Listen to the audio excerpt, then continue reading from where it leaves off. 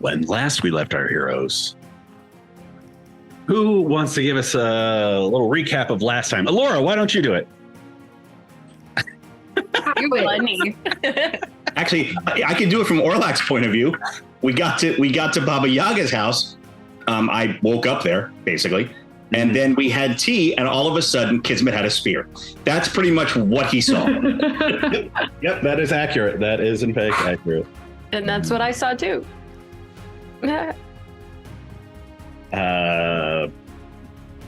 But Kismet got to live through the death of her parents again. Super great. And as one of them this time. I promise it's probably the last time. Maybe. He says with this behind his back. As you made...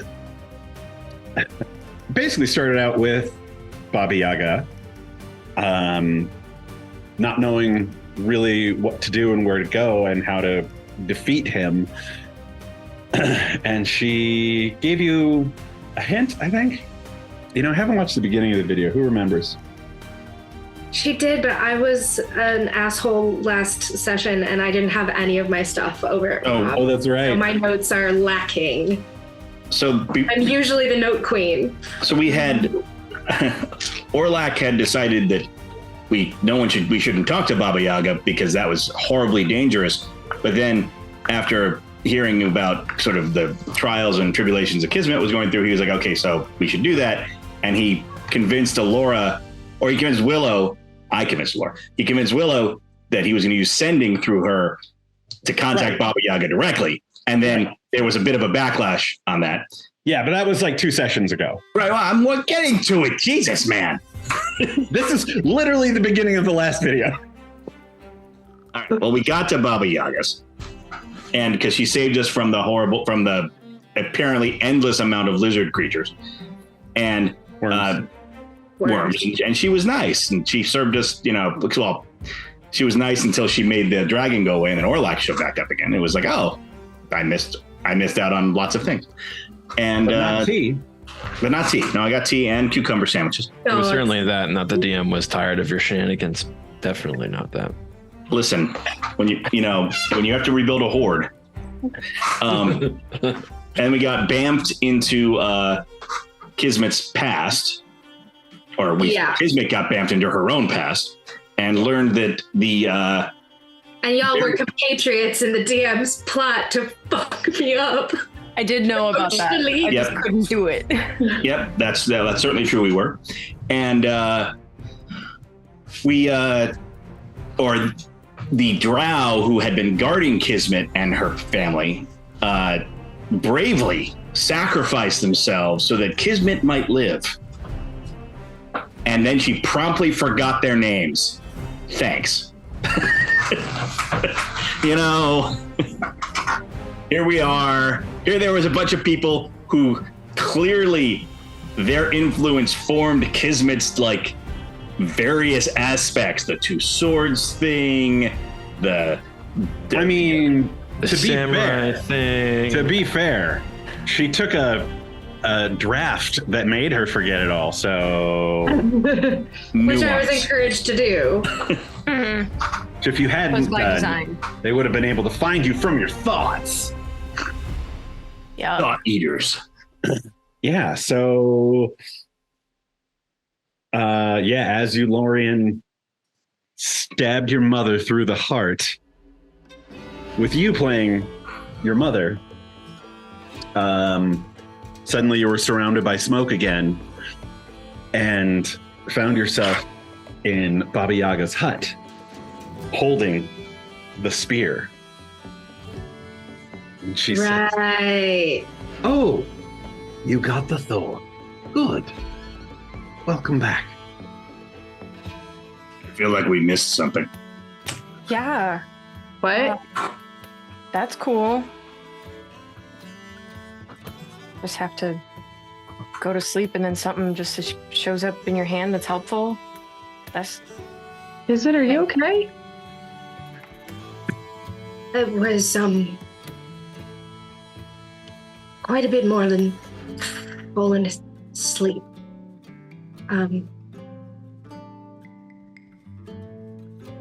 The last time I fell asleep and woke up with something in my hand, we had to go visit the celestial plane, so... Are we going back? No. Just No. asking. This is a gift from my family.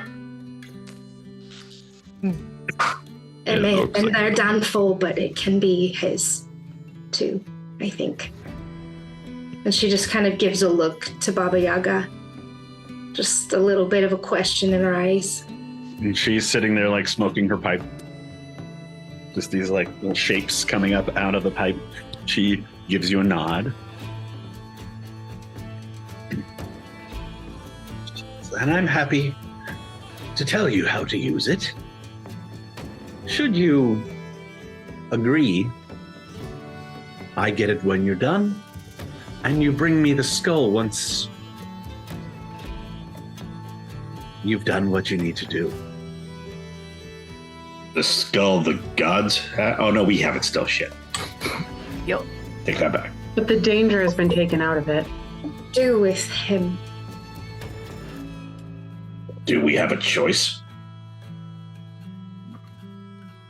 What? Do we actually have a choice? I'm not implying that I'm going to choose anything else. Simply like to know. I didn't hear the question. And what will you do with him? He says, And she stands up and there's like a rope with a little bell, like a wind chime thing. She pulls it down and out of the ceiling come like, it's almost like a string of garlic, but they're all skulls. She's like, why, add him to the collection, of course. No, I look at Kismet and Be aware. Well, I look at Kismet and say, no, I didn't mean that you don't have a choice. And I kind of look at Baba Yaga and go, I'm assuming that you're not really giving us a choice. You always have a choice. Some More terrible than the just last. have consequences. I mean, Will he know? Will he be aware? To a degree, yes.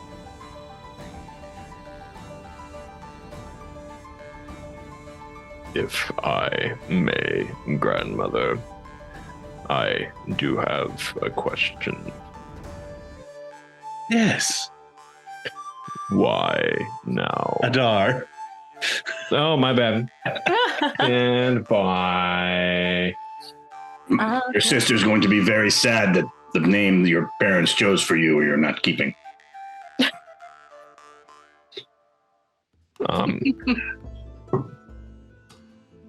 Why do you want Lorien now? What did he do to earn your ire?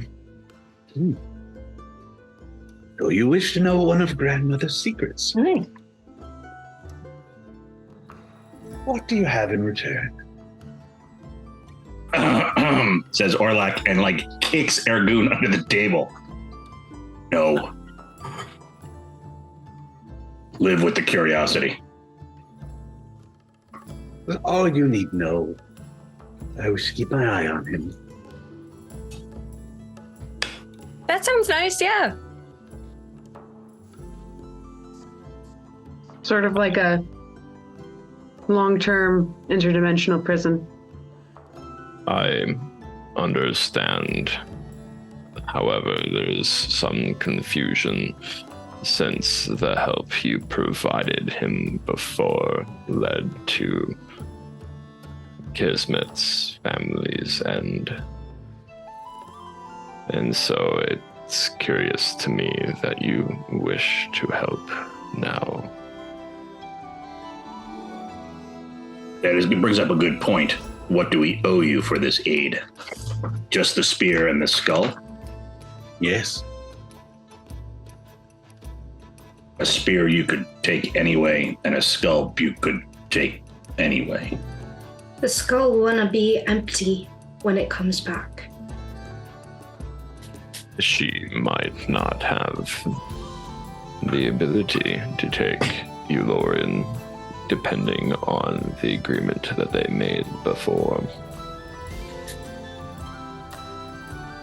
To be fair, if you look, she hasn't destroyed the world yet, and she has a couple of them.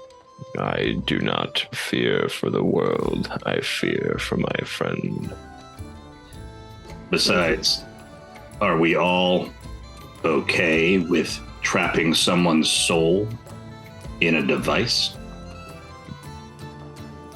It is a soul that would otherwise ruin the world, so I do not personally have any qualms. He is a rabid, hungry dog. Then he should be Going killed. mad with power. Then we kill And him. I'm not sure he can be killed. If they could have killed Zengris, they would have done, and that was an entire court of lords and ladies of both sides of the Fey realm that it took to seal him. I'm not even certain I can do it. But I do know that I have to try. Of course, we have to Given try. the tools to do so by the gods and by those that they respect. And she nods to Baba Yaga. This is as clear a hand as fate has ever given me. I'm not going to turn away from it. And I'm not asking your permission. I'm asking for your help. The help you have. Though I think we should discuss further the moral implications on our own souls of doing something so evil. You have until the moment comes to convince me otherwise. But I've made a deal right here and now. What Orlac simply means to say is that the help is yours, but the consequences are ours. Indeed. Well said, Ergun. The deal you make here binds us as well. Only if you walk away with me and take on this task. It's not You that have easy. the opportunity to not do so. Him. Not forcing anyone to come with me. Hit him. You don't have to trap him in the skull if you don't want to. But so you know, if you do in fact kill him, he will return in time. How much time? Time is strange in the Feywild.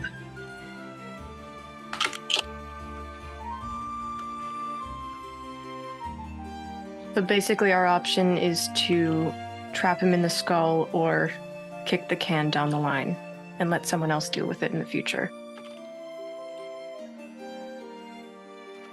That's what I'm getting. Grandmother, if we trap him, is there a shot at redemption for him in the future? Is he trapped for eternity with no end in sight, or is there some hope that he could change, could become better, could do differently? Oh, I'm always one for a good turnaround. I'll make sure to talk to him and give him options on occasion. I'm okay with it then. Or like- I would never concede to someone being trapped endlessly for all eternity without any hope or shot at redemption or change. That's an evil I don't think I could stand and allow myself to be part of. But I think when faced with all of our options here, if he is in the presence of Baba Yaga and he has a shot at changing, at becoming better, and it might be millennia from now that he is released as a better Fey man. Fair, whatever he is, then his entrapment is his own. His choices brought this to him. His actions did this to him, not us. We are responding to evil. Let's not beat around the bush. If we take his soul, we are the ones doing it. I'm not saying he doesn't deserve it, but that's immaterial. If grandmother will pledge to us that she will offer him redemption, I will take her word as her bond. But he looks at Eliza and says, the last thing that we want to do is to become your sword.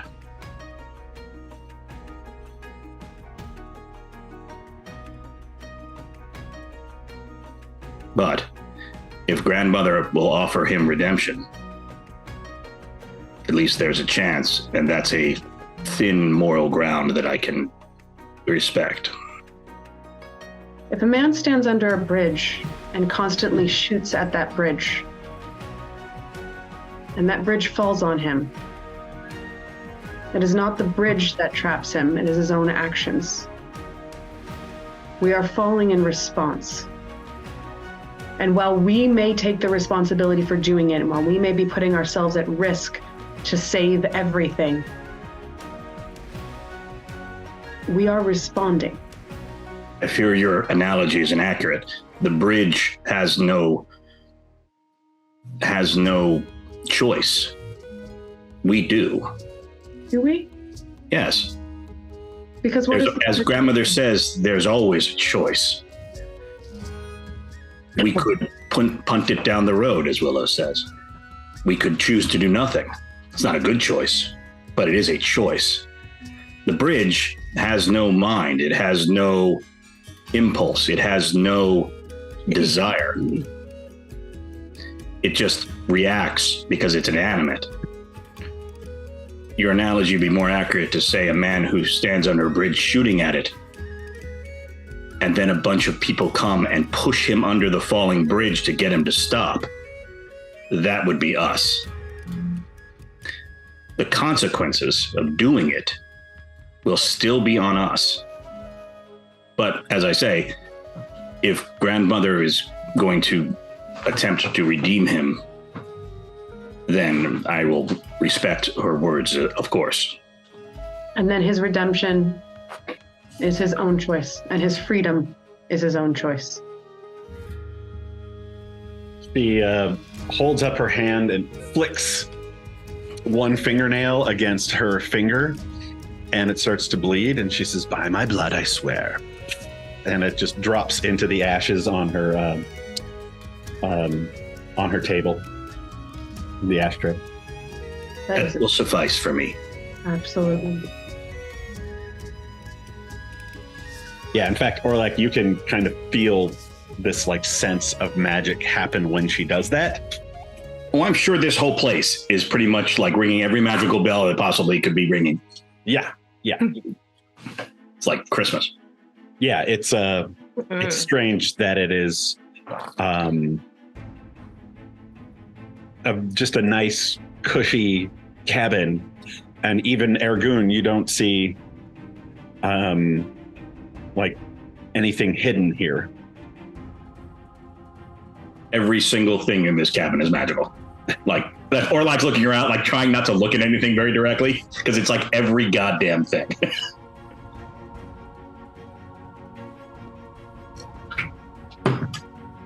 Well,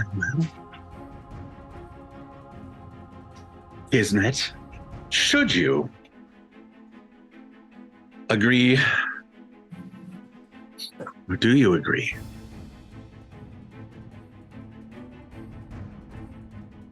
By my blood, you have my word.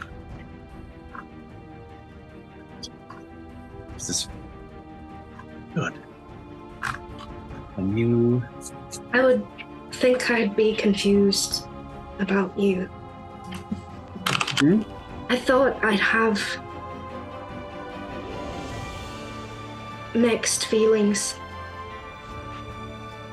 when I heard your part in his actions, and thank you for giving me that clarity. I feel it ringing through me like a bell, like, I don't know, like there's a war brewing in my chest. And I feel ready. I believe you are. Now,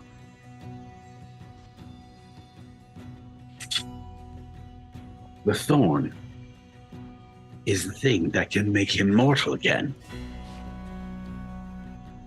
Make him trappable. Make him killable.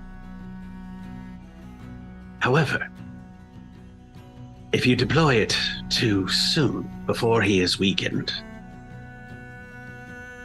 it will have no effect. And if you plunge it through him and he manages to take it and put his power into it, like he did on that night,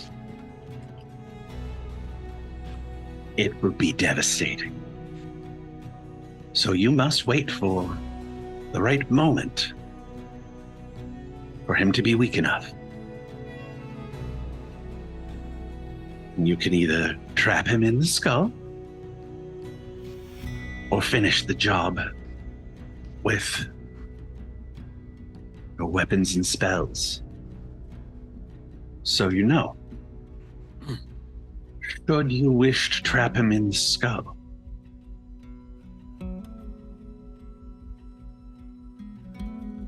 it needs a guardian as well. Someone to seal the magic in. Someone who wishes him gone as much as you do. Someone you love must be sacrificed willingly to watch over the cage that is the skull.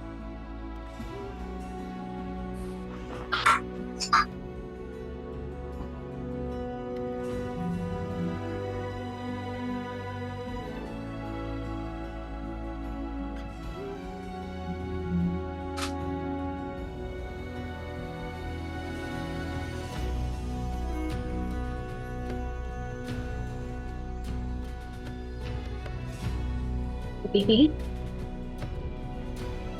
You?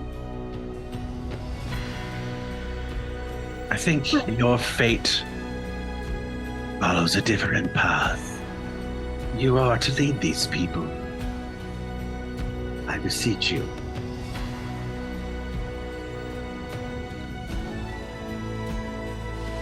This person be alive. Yes. They must freely give up their mortality.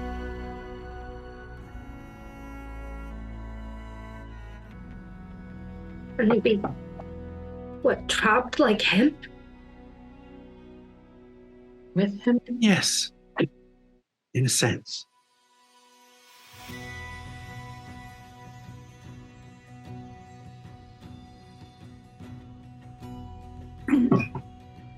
Balance, then.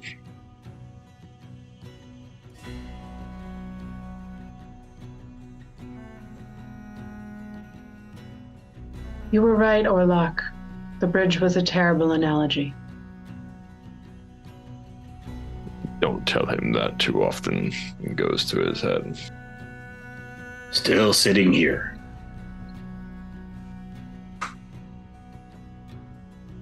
Orlok reaches out and takes another sandwich.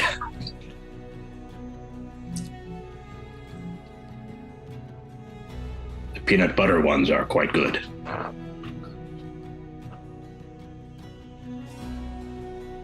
Kismet.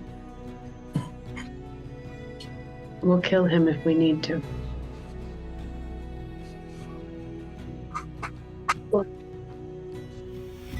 I would think that Army to just keep waiting for him to come back. Well, didn't grandmother Was say dead? hit him with thorn, and it makes him mortal, that makes him killable. Killable to be reincarnated later. It would seem to me that we have two options.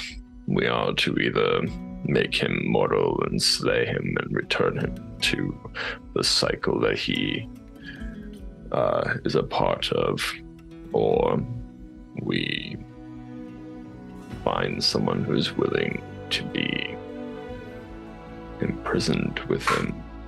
It's more than just willing, it's someone who Kismet loves. But at the very least cares for, and who cares for her? We can kill him and hope that his return is a long time from now. Make sure we pass down the story for generations. Keep an eye out. I can't make that decision. It's not my decision to make.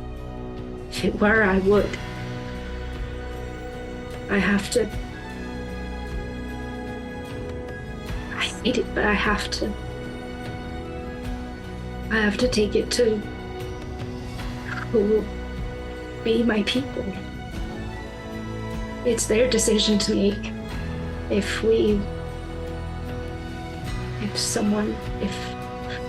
they believe in I cannot think. Feywild, or if we want to be ever vigilant. I can't take that choice from them. Cannot think that you, being the queen of this new realm, would not have someone who would not love to take up arms and be your champion to watch this sworn enemy for the rest of their immortal existence. Are we honestly considering this? It's not something that's our choice, as Kismet made note. It is absolutely our choice. They won't know about it unless we bring it up to them. Right. So would you play the parent to an entire people and say you know best and take the choice away from them if they would like to eliminate an evil from their land? Or if they'd like to stay and fight it? You're not asking them to stay and fight. You're asking one of them to sacrifice all that they are. And would I make the decision for them? Absolutely. If I were queen, that is the job of ruler. You're not queen. I'm not the queen yet. And it's their choice whether they want to make me one.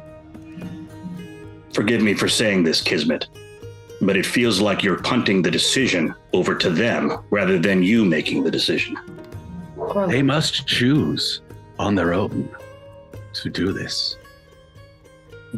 They also deserve the chance to say no. I would believe that a paladin who chooses to fight for their god is still choosing to do so, and they would give down their life, their existence for that cause. Surely there must be someone that exists, a paladin of sorts, that would fight for Kismet in this place, in this way. Baba Yaga, does the decision need to be made until the moment it happens? Or do we need to know who it will be before we cast the spell? Yes. They should go into the battle knowing.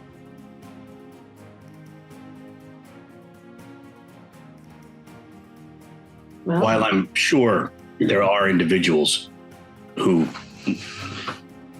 might sacrifice themselves in this way,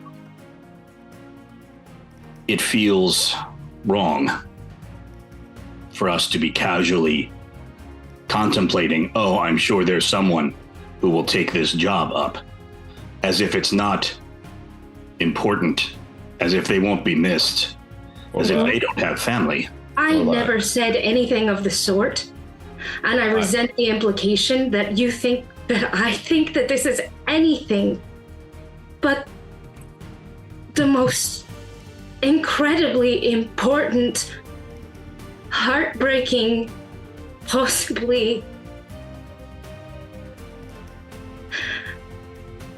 most noble thing a soul could possibly do. When I said if it were my choice to make, I would make it, I wasn't joking. I know you It's would. a metaphor. If I could choose me, I would choose me. I know you would. But since you cannot, It is not a sacrifice. It is a job posting. This is someone who is choosing to take up arms for her. my old friend, what if it was Willow? If it was Willow, if she required me to do this, No. If Willow did it, would you be fine with it then? Or if it were me, or your sister, or your niece and nephews, would you be fine then? What we're asking is not a job posting, a job you can come home from, a job you could quit. We are talking about someone's forever. Do we believe that grandmother intends to be true, that she intends to redeem this man, this Fae? Eventually, I'm sure. I take grandmother at her word. Do they not deserve the right to say no? We're not asking them to do anything. We are presenting them with a choice. Here's my point with that, Eliza. For these people who are so desperate for aid and are pleading for hope, when their newfound queen arrives among them, a beacon of that light, and she asks for one of them to give up and aid her in this monumental thing, it's not exactly an unbalanced question. Then you do it. No. I do not care for Kismet in that way. No, you tell them. You present them with the choice. No. Why do you assume that I would put it forth in that way? Why must you make everything in the darkest possible light? I've already been racking my brains of a way that I can not ask anyone to do anything for me, but to not presume to take away the choice of somebody to fight for a land that they love. You're not asking them to fight, Kismet. You're asking them to die. Of my life.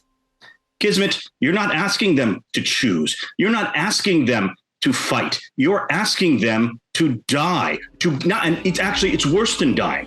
You're asking them to give up their eternity. Instead of saying, fight, kill him, maintain vigilance. If you keep twisting my words, I'm not asking anyone to do anything. You keep using this word, and I can't talk to you. Then tell us how. Then tell us your plan, Kismet. Then tell us your plan. How do you intend to broach this subject with the people that you intend to, or that you hope will rise to this occasion?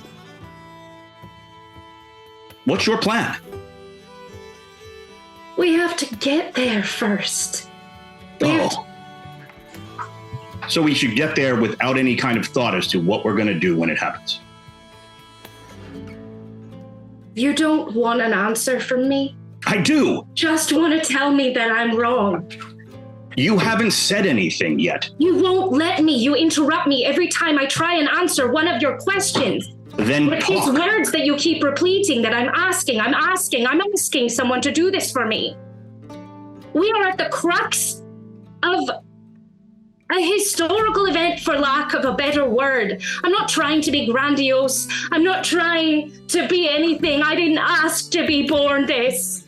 I didn't ask to be split between two worlds. I didn't ask for Yolorian to slaughter every member of my family before my eyes. I didn't ask to take a potion to forget my memories because it was the only way that I wouldn't be slaughtered too. to be the only thing that gives these people hope or a chance of escaping the everlasting dark and chaos that this man is trying to bring to the world. And I have no way of knowing that it would stop there. It's as much a threat to your world as it is to mine, although you seem to look down upon my people as though they are some children that need to be protected from the greater and darker things in life.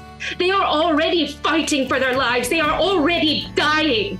And who am I to deny them a chance to put away an evil? And who am I to deny them everything I can possibly do to secure them a future that is not full of darkness? That's not my choice to make.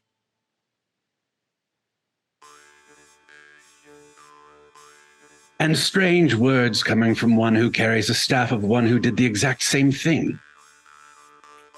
That's how I know. He would do it again. Oh, I already know his answer. He's been talking to me for 20 minutes. But Kismet, why I want you to tell us your plan for this is because I don't want you to end up like him or the thing inside the sword. How? Have you that little faith in me? This is a tool for a single purpose. It's already contracted to come back here. It's not mine to keep. I don't want it. You're not following my question. What I'm asking is, what is your plan for the person who's going to sacrifice themselves for the skull? I'll tell Christopher. He'll tell Prill. Prill will bring it to the resistance. And they may take their choice. They may think about it. They may have time. And in the meantime, I will make a battle plan. I will figure out where Yulorian is. We will use our scouts. I will listen to those around me. I believe what Orlak is saying is that posing the question is not fair coming from one such as yourself, who they are too eager to please as you are their queen. How can I bring it to them any other way? I have knowledge that they do not. I have access to a tool that gives us options. What can I do other than put those options in front of people and let them choose? It's not win or lose, one choice or the other. If they don't want to go down that path that I would not actually choose for them, should I presume to choose for them? That is their choice.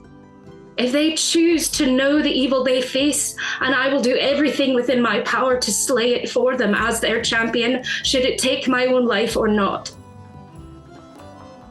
And they can watch over our land and wait for his return and do it again. And hopefully grandmother would aid them again. All I can do is accept whatever they choose. If that is your plan, then so be it. I fear it will make you a terrible queen. Because what you're saying, in effect, is that you are willing to sacrifice one of your people, or let them sacrifice themselves, rather than just killing this creature and maintaining vigilance for however long it takes and kill him each and every time he comes back. I won't be there. They will. And you don't know you won't be there. Once we get to the Fey realm, who knows what you'll be like. Time moves differently there. You might be immortal for all we know. You've told me your issues with my arguments, but you still have no explanation for yours, which is why you presume to take a choice away from a people. Oh, I will tell you mine if you wish. By all means. I find it abhorrent that anyone would be willing to sacrifice the soul of another to eternal servitude. You abhor your ancestors? They didn't sacrifice Allowed their the souls. dragon to sacrifice himself to create your race? He sacrificed himself. If you were willing to say, if you could sacrifice yourself to this, and I know you would, I would respect that. How is that any different than one of my subjects who feels the same? Because it is their queen asking them. It's a person. I'm not a queen of anything yet. You are to them. You are to them. What would you have me do then? Since you seem to have all the answers. Kill him. And then maintain vigilance and kill him each and every time he comes back.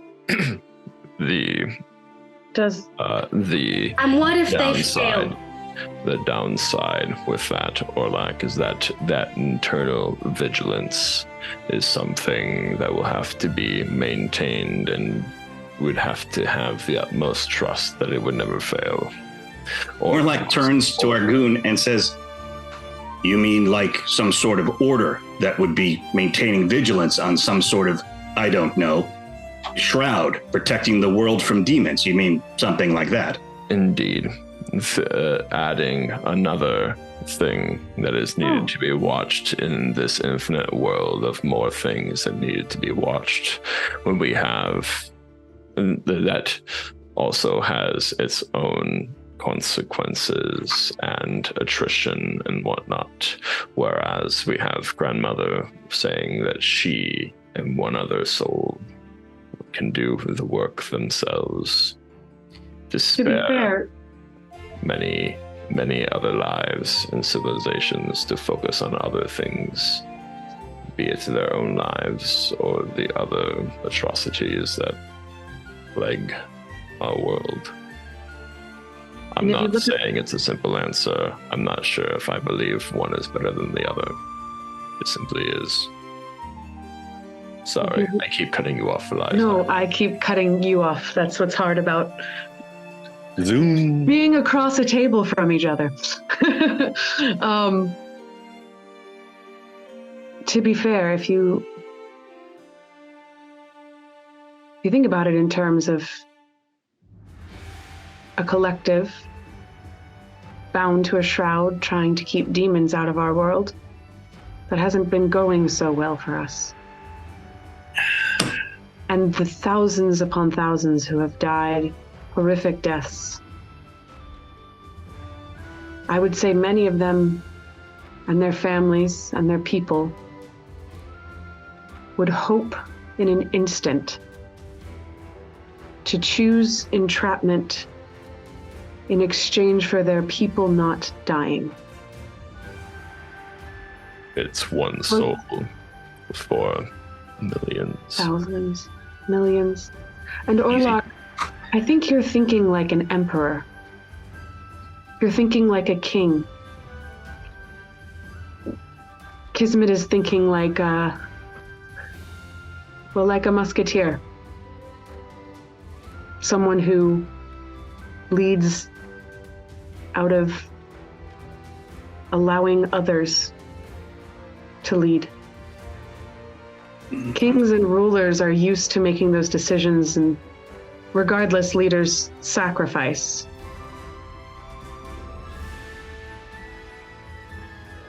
King does not rule alone. You are correct, Eliza. He has a court. He has dukes. He has But a king would. people that he has empowered with his decrees, or her for that matter. But that does not make him any less of a king with any less authority. A king or queen would probably just order someone or convince someone to do it. That is very true. I But understand the This is perhaps argument. immaterial.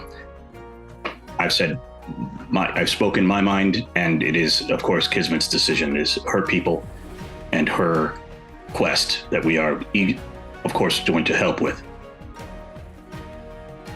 However you play it out, Kismet, is your decision.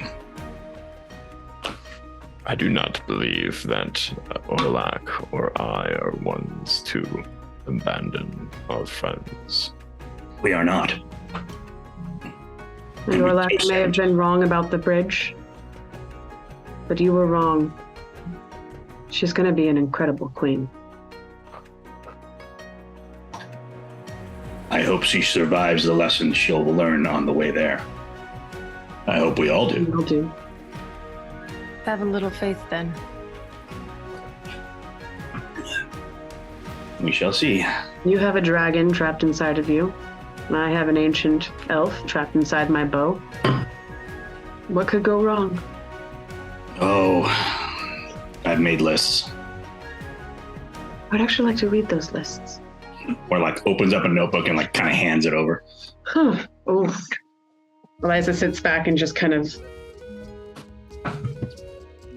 Pages 108 through 137. Mimics. Big worry of his. We know. They're tricky. Acid sludge? What's an owl bear? Page 203. Perhaps we should let Kismet make her decision. Ergun stands up, perhaps pours himself a little bit of tea. I shall return soon. I just wish to get some fresh air. Perhaps the rest of you would like to do the same. I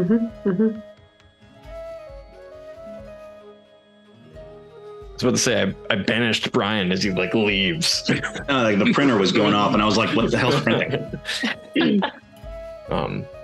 Grandmother, you mentioned weakening him before the spear can be used. Indeed. Is there any guidance you can give as to how we do that? Just how you normally would. You can bring Logic. a creature into a weakened state, even if you can't quite kill them. The thorn will get you over that hump, as it were. In what would anyone else be a killing blow? I'm surmising. Close. Mm-hmm.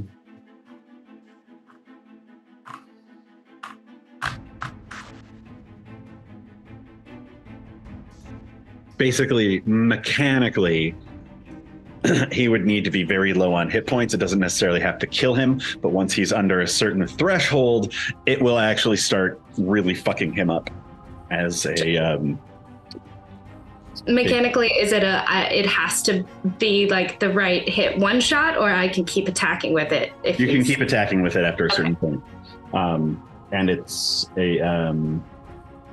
it's basically a... spear of phase slaying. But we can't use it until the right time. Right. Okay.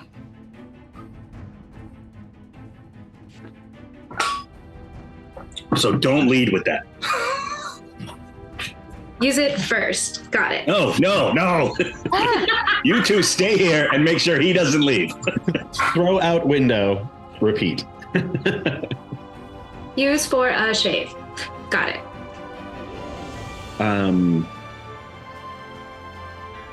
She says, well, would you be taking your next step of the journey from here? Would you care to stay the night? I could possibly get some squirrels and wrangle up a party.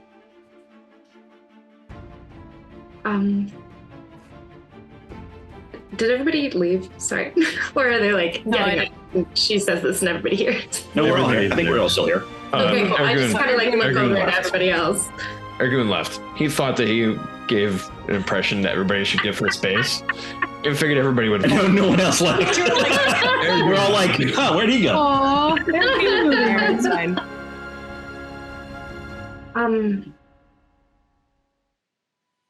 I think that would be nice. like looking around, like looking for affirmation or not, or whatever. Grandmother, or can we go to the Fey realm from here? Yes. I think your Yes, friend Grandma. Willow has the way. That would be convenient. Willow, there's a way. Oh dear.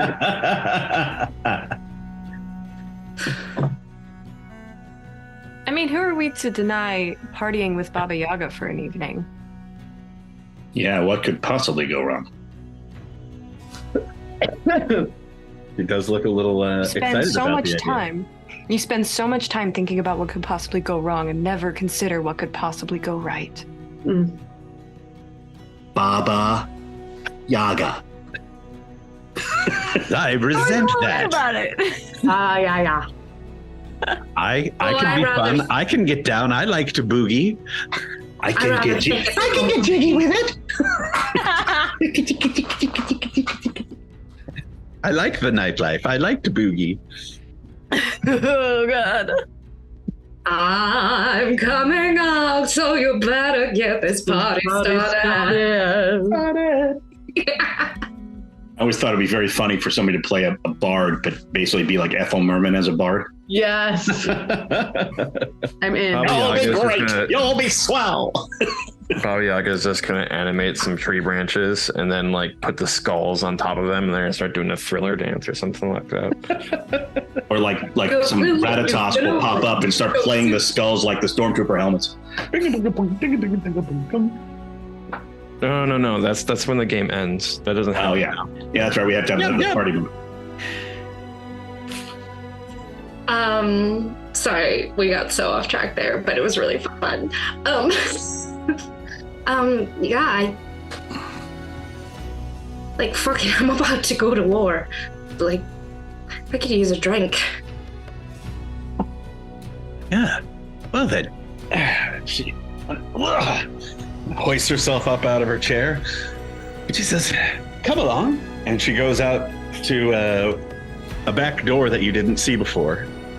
That's made up of just like branches that are all like turned and twisted, and there's a little hole in the middle where there's this beautiful stained glass thing. And she, I get her goon person.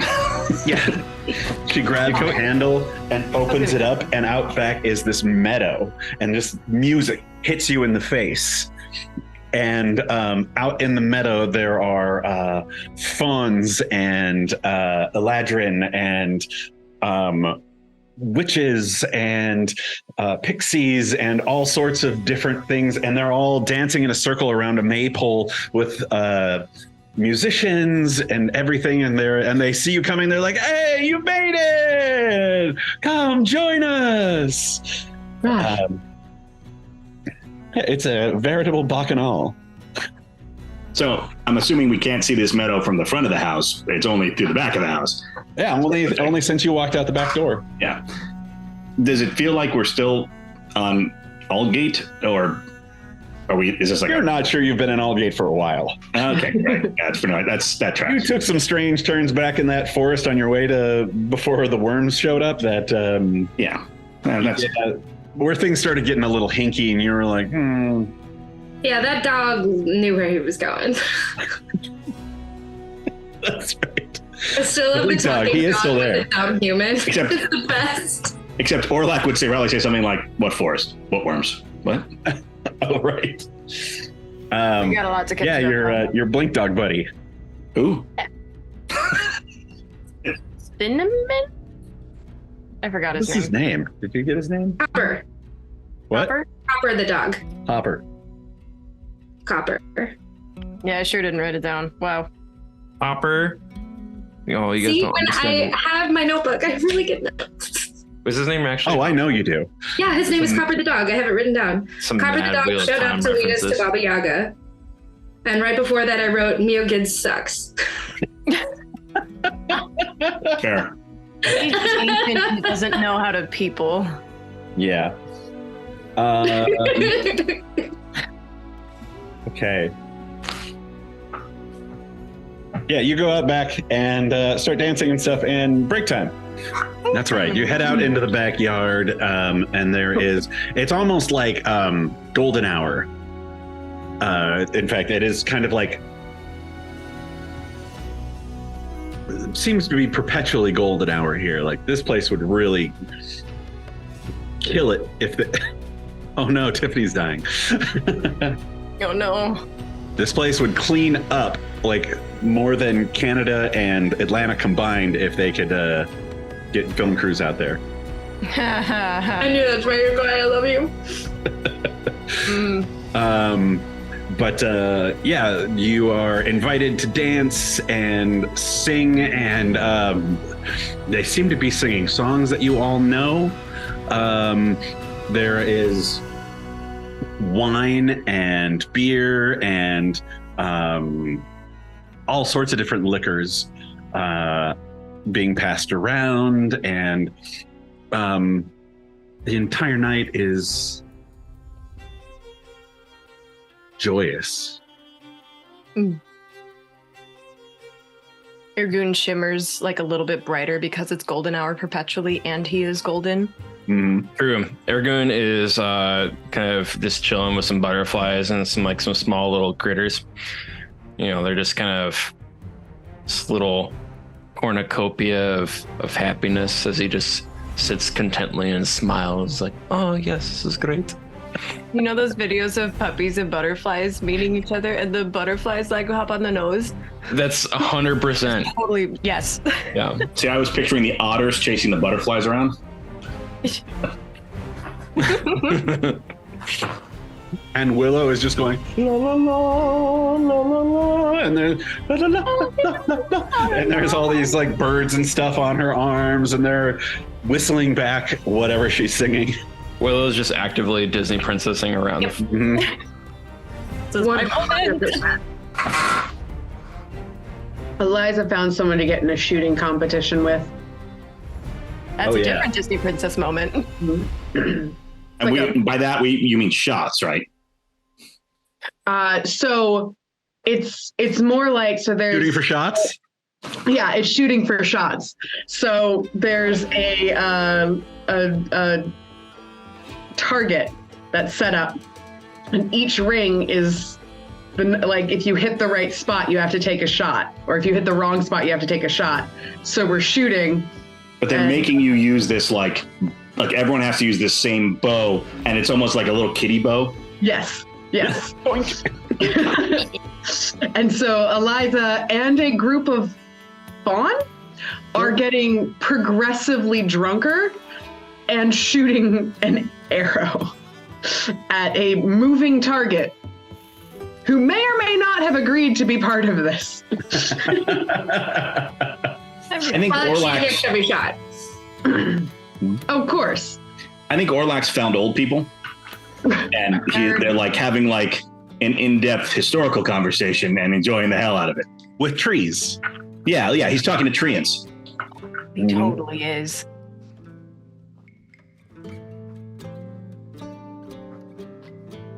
All right. Kismet has a drink, but it's just sort of a little bit, not removed, but just on the edge, like sitting on the ground, leaning against a tree, and like drinking a drink and like enjoying watching everything going around her, but not really joining in it. Like enjoying the feeling of being among it, but not really part of it. And probably most of the way through the evening, she just kind of looks over to Christopher Lucas, who like wasn't there a moment before, but just as soon as she looks for him, he just appears looking back at her, as if he were just sitting there the whole time, but invisible. Mm-hmm. Clapping along. Mm-hmm. I know you heard all that. Yes, I did. What do you think? Do you think we should let them choose, or is that asking without asking? You are... It's an interesting point. given the chance, I would myself volunteer. I think I know a few others who would as well. It is a big ask. And I can see his point in that the power imbalance when you ask someone that sort of thing of that station. Mm. But there are those of us who are undying anyway, who would be happily watch over the safety of a skull. Especially if Baba Yaga is checking in on occasion.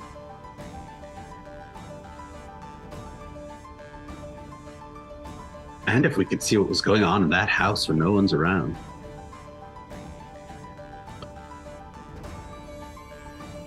Can't say for certain I know exactly what it would be like, but it's contradictory to say that answer breaks my heart. And also gives me resolve.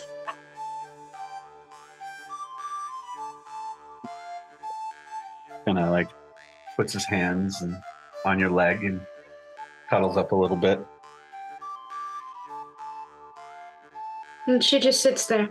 And I don't say anything else.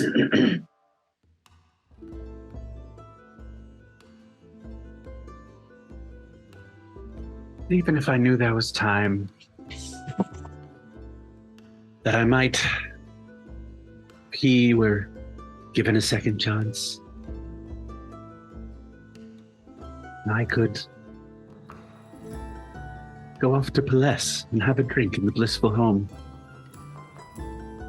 Listen to the music much like here.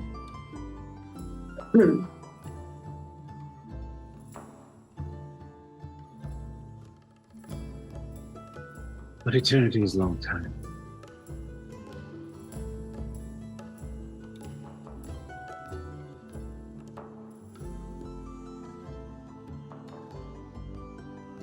Sometimes asking these questions, sacrifice, that's the job of a queen.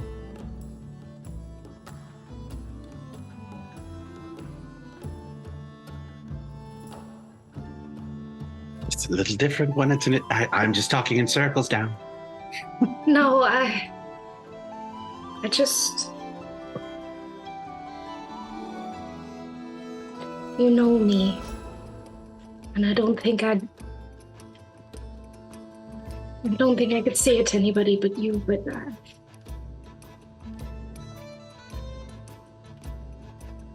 I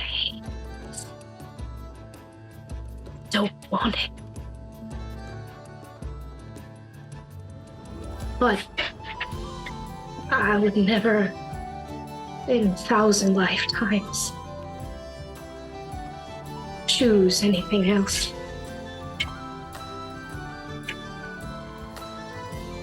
I think that's what's going to make you good at it.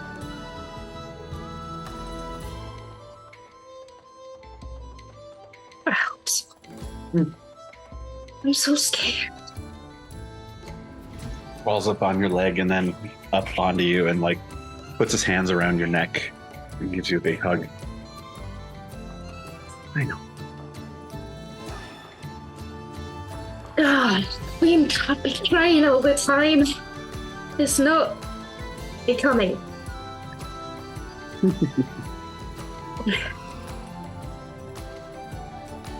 You're all the family you've got left. Well, I don't think that's true. At least the family I've met yet. Well, but also, these people here. Think about it. They didn't have to come here. They could have stayed behind and gone their own way and sent you off on your own, but they're here risking their lives for you.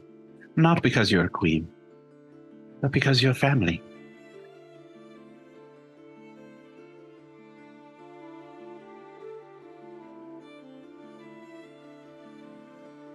Eliza's father's a People, aren't deacon. they? Every single one of them. Even Orlok. God, he so frustrates me. He's so difficult. But I think that's why I like him. I hate it. But You hate being challenged, but you love someone who challenges you. I think it's good for me.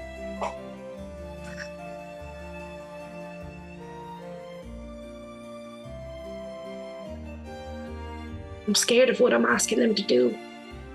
I know I made a big to-do about that word, and I'm actually asking, but it's there, unspoken. And what if I make a mess of it? What if I don't have a good plan? What if I fail everyone? You know?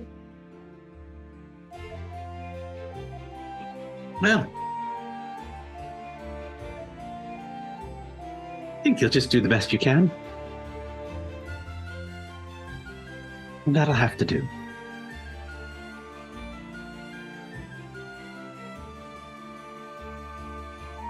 That'll have to do. Mm-hmm.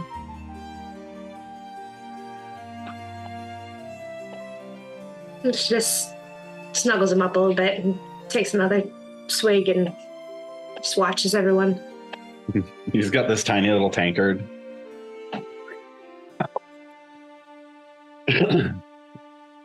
Anyone else have anything? Any business? Eliza's favorite game is shots for shots. Is it just rollies but shots?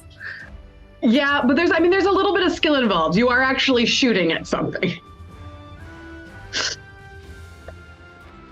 I just imagine it like trying to use one of those like suction cup arrow Yes. bows that you get for like little kids, but Yes. like trying to hit like real targets. Yeah, honestly, this actually sounds like a game I would enjoy playing, where you have a bow and you shoot at something, and like depending on where you land, you have to take a shot. There's no winning. It's just shots for shots. Yeah. You're just seeing what shots, how many. Yeah. And who gets the shots? Do you have to drink them as the shooter, or do you get to decide who gets the shot? And also what kind of shots, because then you get like a variety of flavors. Espresso shots. Yeah. Willow. You have to. Oh, hey. This is pineapple. It's from South. It's pineapple, but it's alcohol. You have to drink it. Says who? The fawn he shot. Well, who Pick might you. deny that fawn? Shots! Ooh, Mm-hmm. got a bit of a tang to it. Yeah. It's very good. Oh, how many of these have you had? I don't know how. Like 7? Eliza, you don't drink. It's been 5 minutes.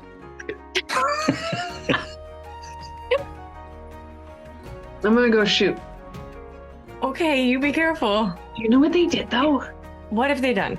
They took the sharp point off. That's a great idea. It just goes. And then Ergun tries to bring a butterfly over. Would you like a butterfly? This one's name is Priscilla. It would like to be with you. Here you go. Puts it on Eliza's nose. this is the most beautiful thing I've ever seen in my life. I wish I could just save this forever. I just screenshotted it. Ow. I can only hold cross-eyed for so long. Oh, that was so perfect. My dog is being absolutely ridiculous and need to let her out. Do it. That's. I love you too. I love you two together. And I think you're gonna have weird kids someday, but I love them too. Okay, well, one thing at a time here, Eliza. It's only been 5 minutes. Go shots. Good luck. Be safe. I believe in you. Bye. All right. Wait, hang on, John. I'm sending you one more thing. Yeah. And as the night goes on, a strange thing you notice about as you're drinking is you never get queasy. Mm-hmm. That's pretty nice. Mm-hmm. As much Eliza's not actually drunk. She just thinks she is. as much as you drink, you only get a certain level of tipsy, and it's the perfect level. Yeah. There you go, John. Okay. Why don't we live in a place that's golden hour all the time? It's so But weird. if it was golden hour Trust all me, the it would be time, would we- monopolized by this place Actually- called Hollywood. And then we wouldn't get blue hour. No, technically there is a place where it's golden hour all the time at some point during the year because of like the poles and stuff where it's like dark for a long time and like sometimes you're at a point where the sun just like circles the horizon. So Yeah, there but I might never be a said- point where the sun just like circles below the horizon. You know what I mean? Mhm. Hisman, But it's probably so far north that it would suck. Hisman, We don't talk about that. all gay is flat. Warlock's like, no. I 100% almost just spat wine all over this keyboard and computer setup. Oh my god. Here.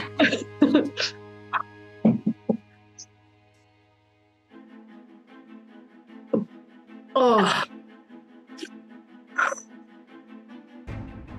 That's why the ground stays warm when it's dark out. And the sun warms it underneath. Kismet just smiles and like kind of tugs her down on the ground next to her and just like puts an arm around her. Aww. So Orlak's gonna, after like toward the end of the evening, he's gonna like pull Willow aside. Oh, Oh God! Oh no. we're all like, fuck. Ergoon's inner dialogue. Fuck. Constantly. No, I'm gonna do what Ergoon can't see because he'd of course like show up to do things. Doing the butterflies. Yeah, he followed a butterfly into some hedges. Willow, I feel so happy, so pretty. Yes, Orlak. I've had grandmother prepare something for you. I've already paid the price for it. And he pulls out this very it's this metallic sort of potion bottle, but it's like, it's got like a little, it's got like a little window and it's kind of a glowing sort of pinkish fluid in there. I'm giving this to you now because of course it's your choice. But with this potion, you and Ergoon could have children one day. Use it or not, but otherwise it may not happen given our physiologies. But the bond you share is strong, and one day I would like my children to have cousins. Thank you, Orlak. And he kind of takes her hand and puts the vial in and kind of closes her other hand around it and like, for when you're ready. When the hell did you do this? During the party. I asked Baba Yaga for it.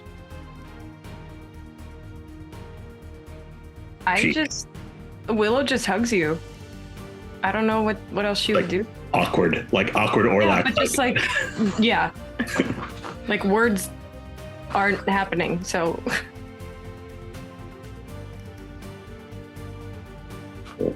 This Orlak is a good name. We may have to draw a line there, but Orlak is a good middle name. that might be more doable. I would like to be an uncle. Mm-hmm. Maybe those children. Have you heard of the term funkle? Yes, I know many spells that would be fun.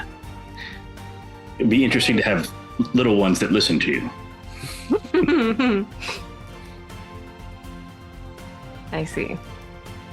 That didn't work with your own children? Clearly, you don't have any I sure don't. yet. But now I have the chance. He kind of grins. He kind of grins at her and nods, and Teeth. there's a lot of teeth.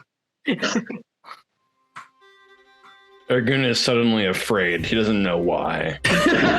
You just see Aragoon has he's got arms that are just covered in these butterflies, and he comes walking out, and you just see the two of them talking. Oh no.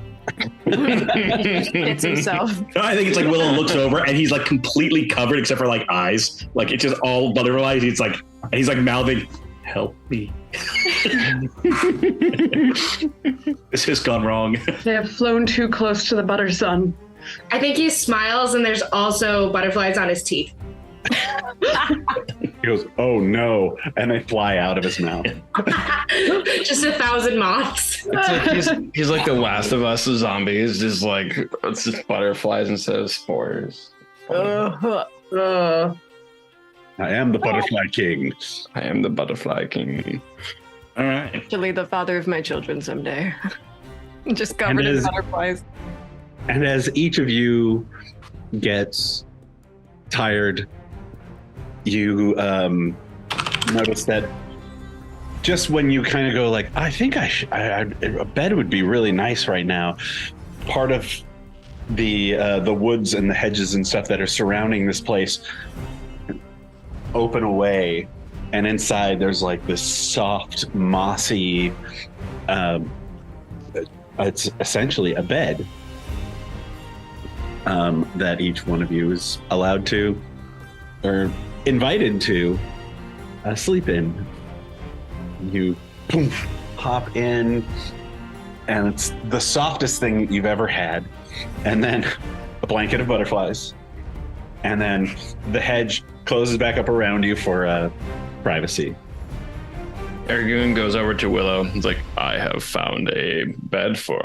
You have a bed. Very well. I will go back to my bed." Sit down.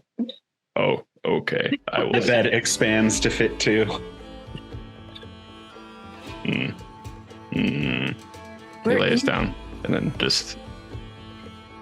I have space here.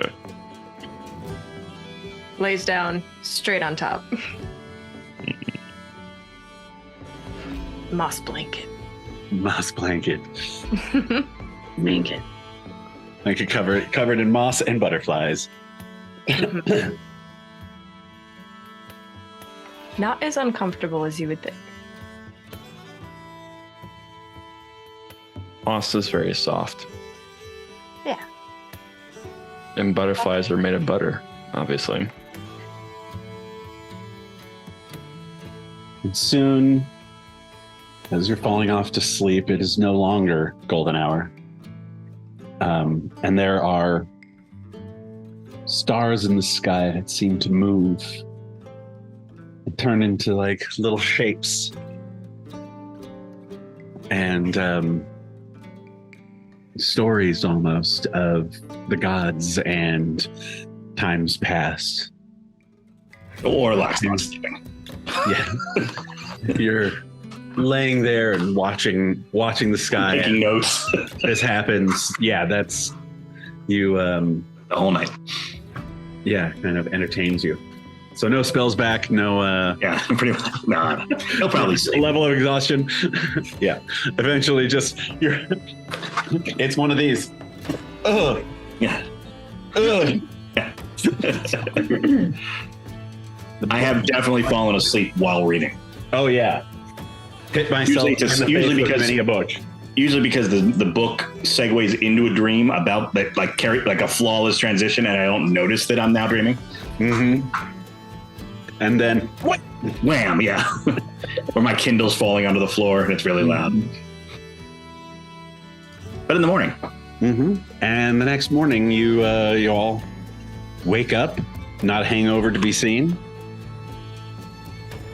Magic alcohol. Feeling rested like you haven't felt in a very long time. Hmm. Long And rest? Long rest. We should Level probably up. go more often. No level up. You didn't get that potion. Wrong potion. Wrong potion. Oh, you wish to level up? What would you care to give me in return? Mhm. Dragoon's got, or Orlok's got a kid he doesn't, love that much. Mhm. He's the There's newest gonna be one. one that's like, I'm using one of them for parts about it. anyway. Oh my god. I used to have my kids trained where I could say, which one of you am I using for parts? And they'd point at each other. That's it. Who's got the good kidney? Mama needs 3 spleens. Oh, I love that.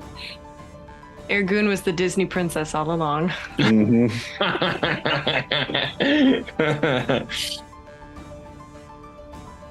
Well, Yeah. Feywild. You come out of your little bed areas and you're once again in Baba Yaga's backyard with the there's fawns and different fey creatures just kind of passed out all over the place, and Baba Yaga's back there, and she's actually smoking a pipe and has another her toad teapot with teacups for you all and a plate of bacon. Orlok says good morning to everybody, and he seems very calm. What did you do? With what? You seem calm. What did you do? Many notes. The Treants were very descriptive in their stories of the early times of the world. It's very fascinating. That makes sense. And he winks at Willa.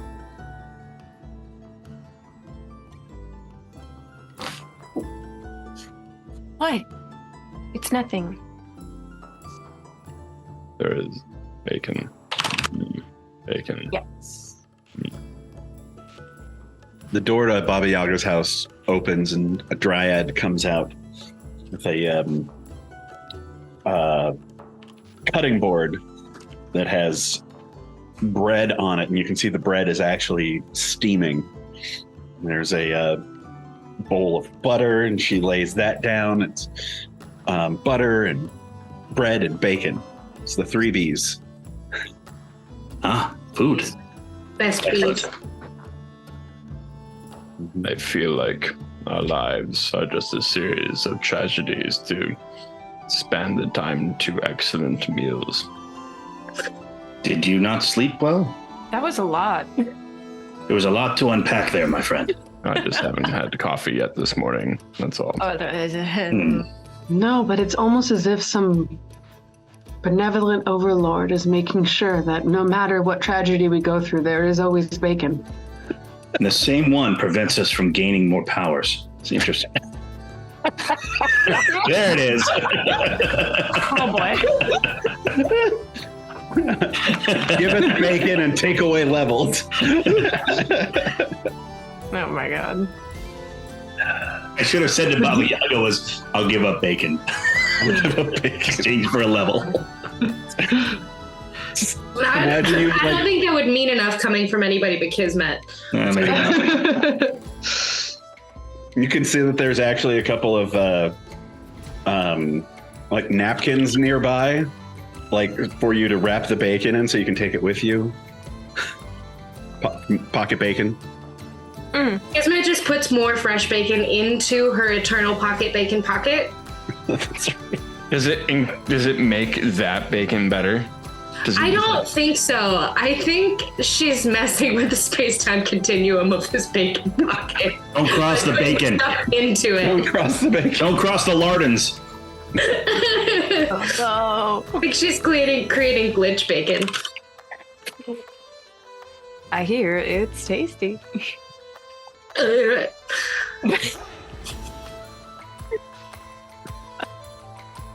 All right. No, not a sausage. Bacon only. He says, well, This is Canadian ham. Sorry, Sean. Bacon, it ain't the same. Or worse, it's turkey bacon. It's bacon. Why? It's like vegan bacon. Oh no. Mm-mm. No, thank you. No, thank you, sir. Well, then to the Fey realm, I guess. Yes?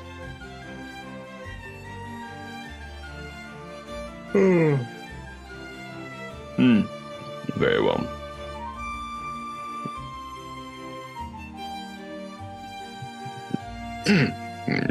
You are, Is something Kismet. different? Oh, go ahead. Sorry. Is something different with your crook today? It's like tucked in his belt. And he goes, no, it's the same. It's kind of pats it a little bit. And then he pulls it out and he goes, no, it's fine.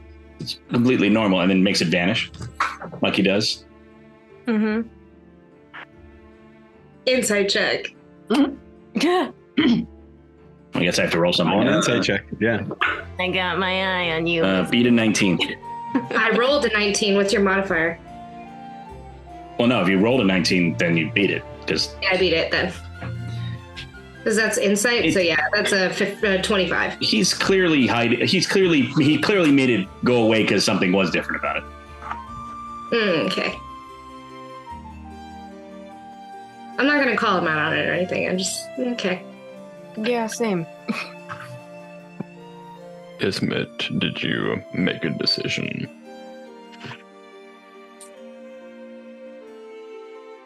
I did. Then we go with purpose. Pocket bacon. And she turns to Orlok, and her gaze is a bit searching at first, just for a moment. He raises an eye ridge. And she puts his hand on his shoulder and says, I hear you, even when I don't want to. And I'm glad that you're a voice in my ear. I will always listen to you, even when we don't agree. And I'm honored to have you by my side. The honor is mine. I will endeavor to always tell you the truth unless telling you the truth would be harmful to you. Then I will lie. I think you should stick with the truth, full stop. As circumstance dictate.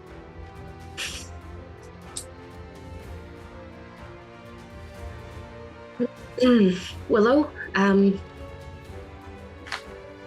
Yeah. when we're ready, do you know which way to go?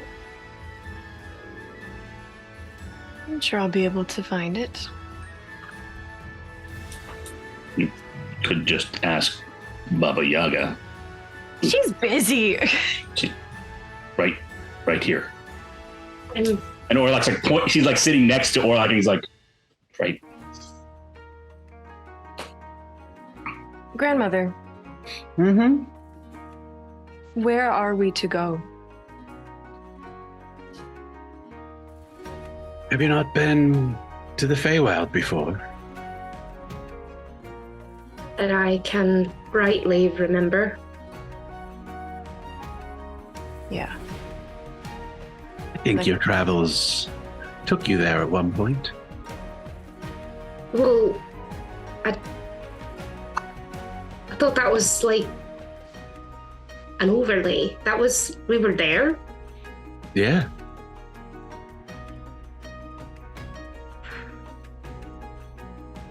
Okay. I mean, we were there, but I mean, how do we get back? I don't think know. Orlok was there, was he? No. Yeah, that was before. It was the game that you ran. Yeah, right. That's what I was going to say. Yeah, you were there. Yes, Yeah. it was coterminous.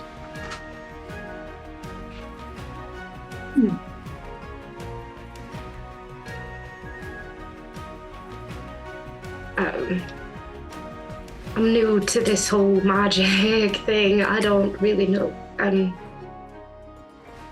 If I may, perhaps if Willow casts the spell while having a hand on Kismet's shoulder, and Kismet focuses on the feeling of the Fey realm, the spell perhaps might guide Willow to the appropriate location.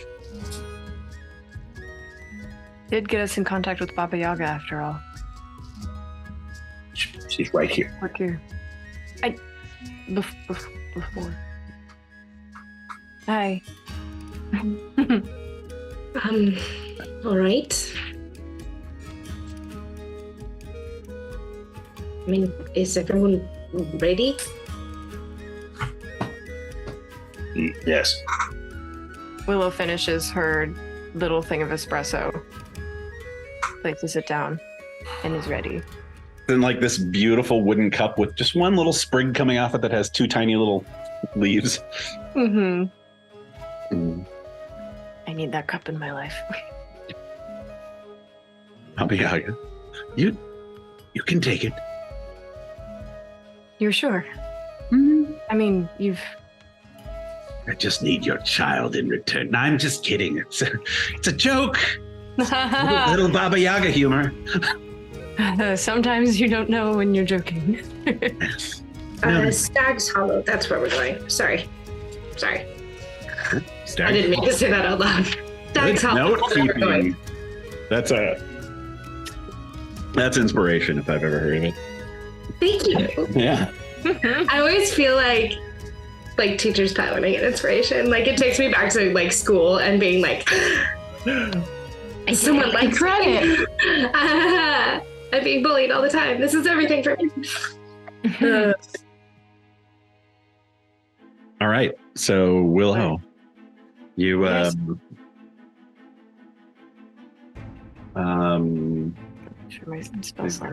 you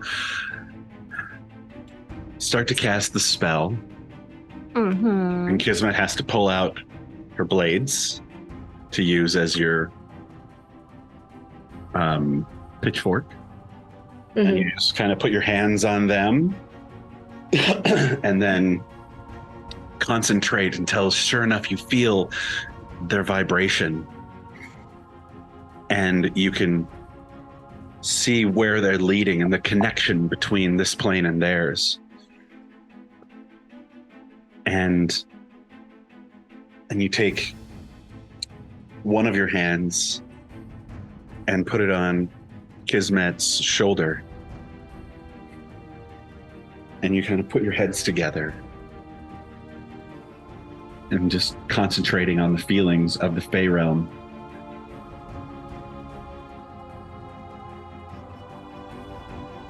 When you feel that same feeling that you had when you were whisked away to Pelesse, as you are pushed into the astral, or the somewhere in the nowhere, as you feel yourself moving and flying along at a great speed until suddenly you're in mist and trees and all of this, and something's wrong. You feel yourself lurch, and I need you to make a wisdom saving throw. Yeah. Can I assist her? Can I assist her? You know what? I was thinking that maybe yes. Yes? Mm-hmm. Advantage. So you Kismet, you kind of grab her and you like stare into her eyes, and like in your eyes you can see the Fey realm where you visited before, and this meadow that you're trying to get to, and she locks eyes with you as you're trying to concentrate and pull. It's as if something is pushing you away from where you need to be. And what did you roll? 29. 29. Too high. And you can feel that you're pushing against, and all of you can kind of feel this tug of war going on, and then suddenly the spell breaks, and you find yourselves falling. I need everyone to make dexterity saving throws.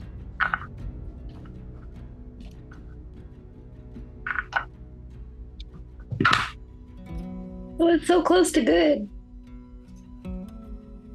17. 15. 13. Exactly what you needed. Or 23. 21. 21? Draken got the best saves. Okay. Nice. Well, we're used to flying. I mean, it's, Lizard brain. falling is just flying downward. That's right. It's falling with style. Yeah, you kind of fall and you hit this cloud layer and fall through it, and it's next thing you know, you just see the ground coming up towards you, and you hit some water that is only yay deep and into some mud for 24 points of bludgeoning damage, halved for all of you because you all made it. So 12 points. Can those of us who can fly could we use something to stop ourselves from falling? Do we have that much time, or? Yeah. Okay. If you have Something. oh yeah, A broom. a broom. That I could maybe roll an acrobatics check to see if I can grab somebody who can't fly. Sure. I just sprout spectral wings that slows my fall, so I make sure I don't land in the mud because I don't want to do that. Who can't fly? Like Prisoner of Azkaban when they do the port key and like they all boom hit, and then the rest of them come like walking out of the air. Yeah. Mm-hmm. Aha. That is Goblet of Fire. acrobatics for 33.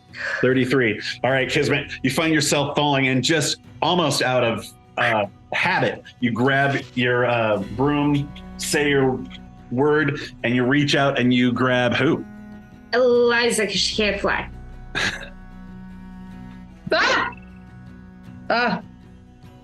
I wild shape into a bird. And you've just kind of yanked toward the ground. Kismet and Eliza, you like boom, and you just basically splash into the water. Just because you were already on the downward angle. You tried to pull up, but you don't take any damage. Willow, you. Ooh, actually, I'm gonna wild shape into a butterfly.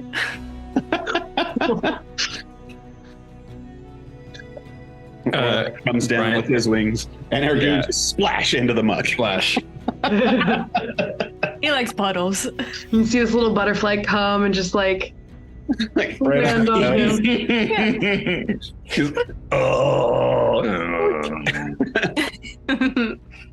Is it a puddle or is it like a pond? It's like mud. Yeah, it's like I think Orlac kind of lands on a rock near Ergun and goes, You could have just flown, Ergun. Gone ethereal and... I don't know if that's perhaps more useful later. You have mud on your muzzle. Would you like? First thing Kismet does is draw her blades and look all the way around them 360. All right. You look around, make a perception roll.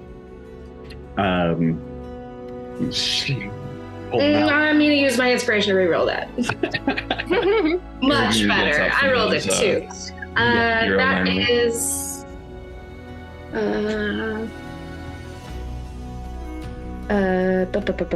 math is hard. 23.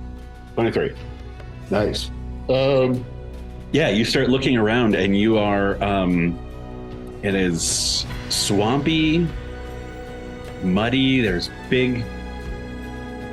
You can see the outlines of these huge trees all around you.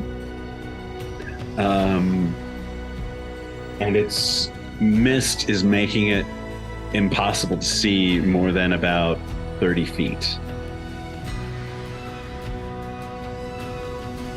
I guess I imagine there would have been more flowers. Fey realm. Less mud. And then almost kind of realizing he said that out loud, he kind of looks over at Kismet and goes, I'm sure it's a fixer-upper. We made it, yeah, correctly. You will found that too. He tried. But I don't think he succeeded. But I don't think we're where we're supposed to be. Would you be able to ask someone? Sir Thomas, maybe? Christopher. Christopher. The same name. And she just looks over again and he's right there. Do you recognize this place? Smells like home, only rotten. Does it perhaps look like something you remember but decayed? Taken? I know that there is a section of swamp. And I think we landed smack dab in the middle of it. Willow. If he can tell you where the way is, can you find it today? She flutters a little bit on, around Ergun's face and then transforms back. Sorry, You have find the path, right? Or what's the name of that spell? Where, if you know where you're going, it'll show you the shortest distance between. That's find the path. Okay. Find a path. I don't think I have that. I feel like you've used it before, or somebody has. You can change all of her spells all of the time. Oh, you may not have it today. I got you. I mean, I didn't change my spells after our last long rest, so. No, I think it also has to be someplace you're familiar with. Yeah. Or I might be misremembering a Critical Role episode for something we did. I mean, Ergun could just try to lead them along, too, with a survival check. No, I was just trying to figure out if we're north, south, east, west. I don't even know if that's relevant here. Fuck me. Since we don't know where we are or where we're going, one direction is as good as any other direction. Maybe there's a back street. Or boys. We need to get in sync with each other, you guys. It's time for boys to become men. Is anyone else hot? I feel like it's 98 degrees in here. You all lose 11. Down, so. I did not willingly participate. That's fair. We all have to focus up and get in sync. Nope. I'm dropping stuff. I thought that was funny. That was pretty funny. Someone did in sync a second ago, though. Oh, damn it. Well, whatever. I mean, you are. You just got here, so I guess you are the new kids. New kids on the block? Mm-hmm. No, I'm still Jenny. This is some interesting BTS. Have PTSD from this adventure. All right. Perhaps, Did you see any beetles? perhaps that one direction over there. Sorry.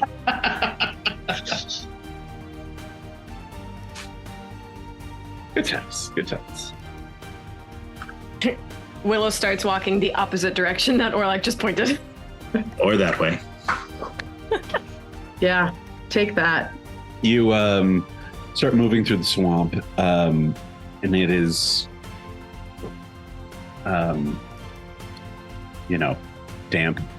Swampy. Swampy. Deja vu from that the crone that we saved, or that one place. Yeah, the smell of old, decaying, leaves and whatever is in this water, just hits your nose, and there's just this acrid smell, and then you can't see, and the fog is all around you, and it just feels. Excuse me, what was the name, as we're walking along, what was the name of that girl from the village near the swamp. She came on our adventures. I think she was a little sweet on you. Wilma Brownhill. Did she die? Started with a W. She did not die She like ran. Tiny Tim, who did not die. She went home to her village and stayed there, lived a long and happy life. So you're saying you don't know if she died? She didn't die as a result of us.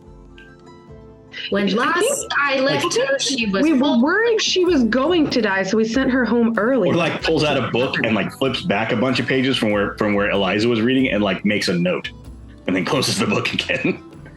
Some of the things that I treasure the most about this game, or one of the things, is the way that LJ emotes to just being frustrated with Brian. She's not frustrated with me. She's frustrated with my characters. Sure. Yeah. Character frustrated by other characters, because not just Orlac, it's been a Ward too. And Mirgid, let's be real. That's why the next character is going to be really interesting, because it's going to be very hard to be pissed off, to be really frustrated with Bosch. Oh, you Could be really annoyed at Bosch. We'll find a There'll be way. a way. There'll be a no, way. you'll be really annoyed by Bosch, but it's not going to be for reasons. It's gonna it's not going to be for because he's disagreeing with you about something, or it's going to be much more because he's doing something stupid. Yeah.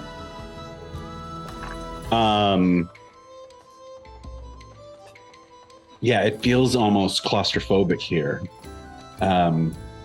Everybody make perception rolls. Kismet, yours stands. Your 27 stands, or whatever it was. I was 23. Ooh, that's high. That is not. 28. Nice. Oh, apparently paying attention. 24. 9. I'm not. First try. And you're just staring into each other's eyes. I'm trying to decide, if regular Willow is cuter than Butterfly Willow. I mean, they're both cute. They're both Willow, so it's hard for Ergun to make a decision. Make a decision. Oh, I wrote down other things that I should remember. Sorry. I only read where we were going and didn't keep reading, and I should have. One is certainly more fun than the other. Yeah, I would have told you all that. There was a figure in the mist, which was Prill and the elves, and they were fighting an evil Ent Treebeard type thing. And we need to kill the Ent and look around. That was what I saw when I don't remember why I saw that, but I did. But Stark's Hollow is where the veil was thinnest. So there's probably other fuckery around there. Yeah, I remember that. That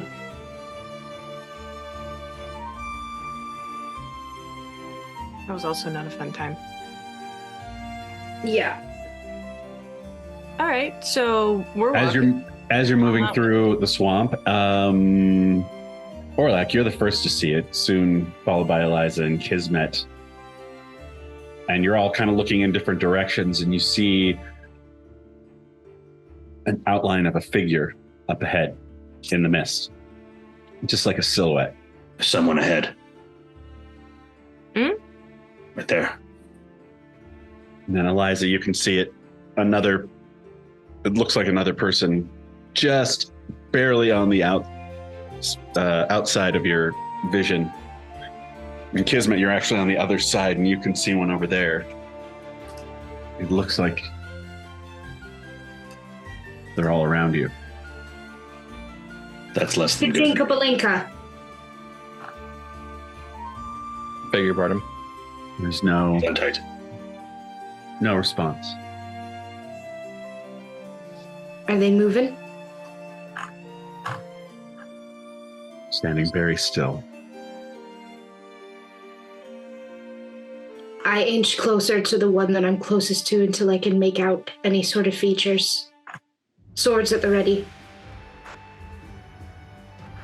All right, you start moving forward. through the water and the sludge. You get closer, and it's not moving.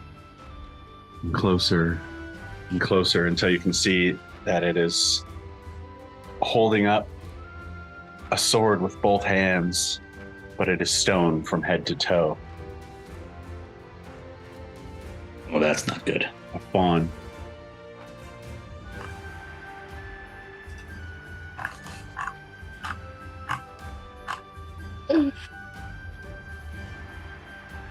Kismet? Can I do a Arcana check on it to see if it's a stat? If this is like somebody turned to stone, or Sure. 22. Yeah, this doesn't look like a something that was carved. This looks like a person that was turned to stone. Perhaps there's a Gorgon or Medusa about cockatrice, or he's like now listing all the things that turn you to stone. Warily and with her wits about her, Kismet is examining and looking at the next and the next and the next. Not to, distraction, but just drawn, trying to see the faces, looking at the faces. You're saying Ergun? Just simply that we've fought enemies that have done this before. The tree things. We should keep moving. We can't do anything for them. We can send someone back who can. Agreed. Yeah, Kismet, as you start looking around, you can see that there are more of them here. Your foot hits something and you look down into this murky water, and you can see that there's a pixie that is stone as well, that is under the water here. And you can see that they're all wearing this sash with an oak leaf.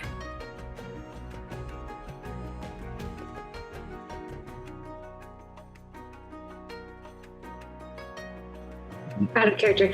That's my symbol, right? That's my family symbol. That's the good one, not, or is That's that what you're thinking. That's what you're Okay. thinking. Okay, cool. Sorry.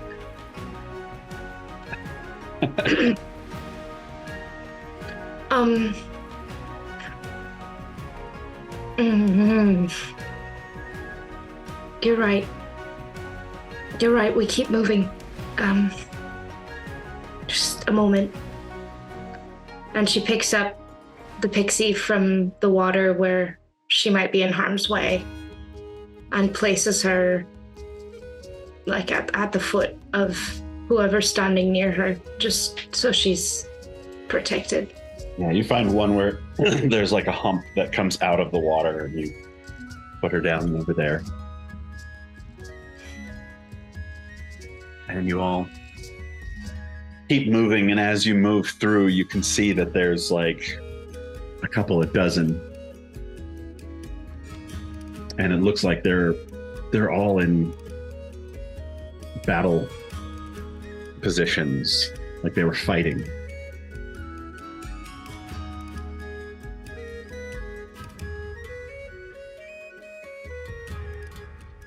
Go off in the direction that they're all looking? Hmm? Do we go in the direction that they're all looking? I think we go in the direction they came from. We don't want to stumble directly into Elorian's lap. We need to find whoever is here. I feel like there must be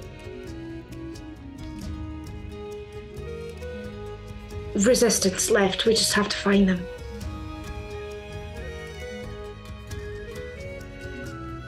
What do you all think? Seems logical to me. Yes. I know it's swampy, John, but can I see any sort of like tracks? Is it all like, are we in like inches of water everywhere, or can I see like footprints, directionality, like where these people came from before they returned to stone? Make an insight check. This is going to have a very low DC. Good. Wow, that's not that bad. I thought it was a 6, but it's a insight. What is that? 16. 16. Yeah, in kind of the way that they're formed up and standing, you can kind of tell that they were probably coming from this direction over here. From, we'll say, the east. There's no real sun to take note of. It's really hard to tell. Anybody want to make survival checks? Oh, I'm awesome at that. Hang on. Yeah, anybody who's trained in survival, feel free to roll. Oh, shit. I rolled a natural 20. God damn it. You know what? 19, John, for me. 19. Eliza, are you? I am not proficient in survival, no. The only ranger ever. The sad thing is a lot of people, when they make their characters, don't really know what that skill is. And keep in mind, I made Eliza before I knew anything about D&D. I was like, sure, I'll click that button. Yeah, my friend JC, who played Calgor in my streaming game, he was also a ranger. He's like, I didn't know that's what that meant. Why would you think tracking is under survival? They should just give it to rangers. It should just be a thing. Should be an automatic. Yeah, you, Ergun, you just looking at kind of how the moss grows and taking cues from what you know about nature, you figure out a way to keep from going in circles. Is a victory right now. Does my is there like a magical mist that's kind of making this difficult too? Yeah, there is a mist. Does my true sight help with that at all? Can't remember. Especially if there's illusions, it would go right through it. Yeah, that's why I asked if it was a magical not mist. illusory, it's actual mist. Oh, okay, then probably not. Well, I mean, I don't remember. You don't right remember.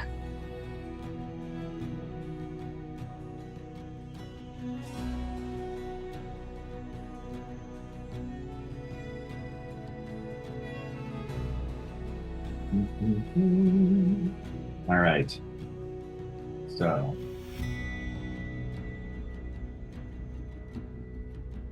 Yes.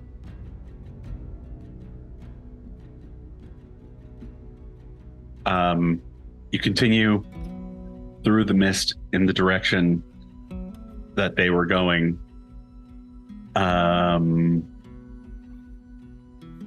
What is your marching order? pretty sure that Ergen would be first if he's leading through everything. Yeah.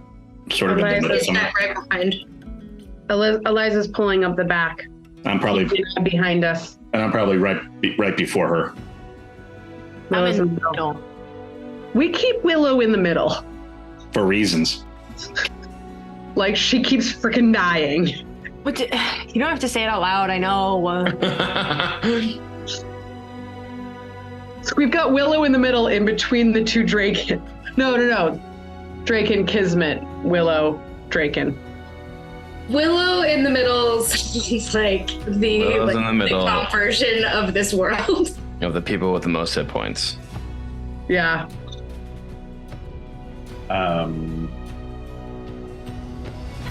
Could be worse. I could be a wizard. Oof.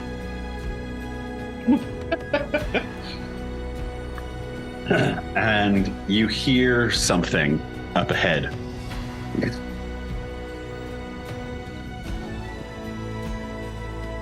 There is something. Ergun's not capable of whispering, but as much as he whispers, he's like, there's something ahead. He's nothing but whispers. Yeah. Yeah, he just...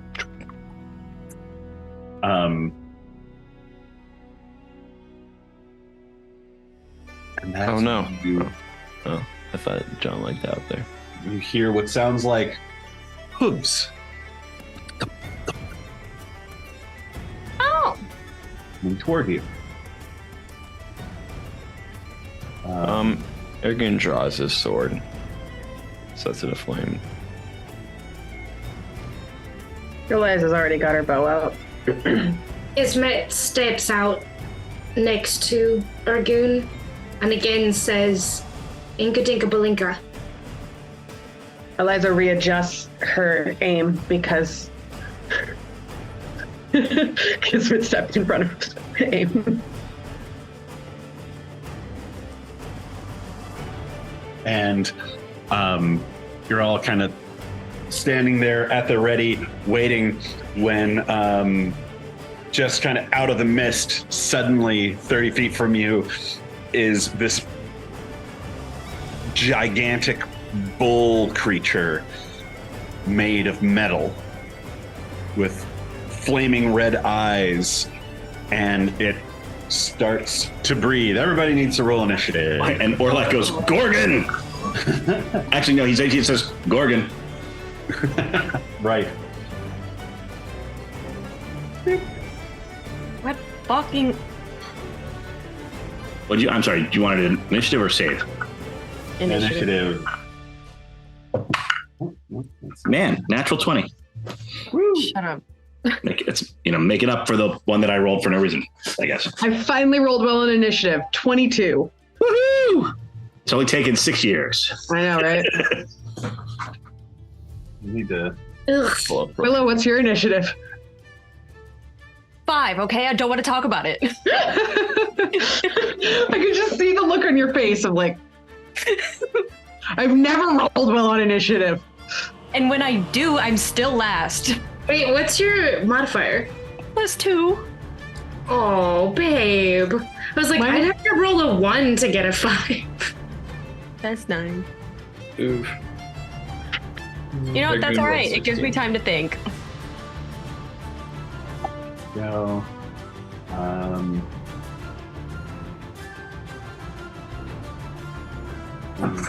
Is this swamp?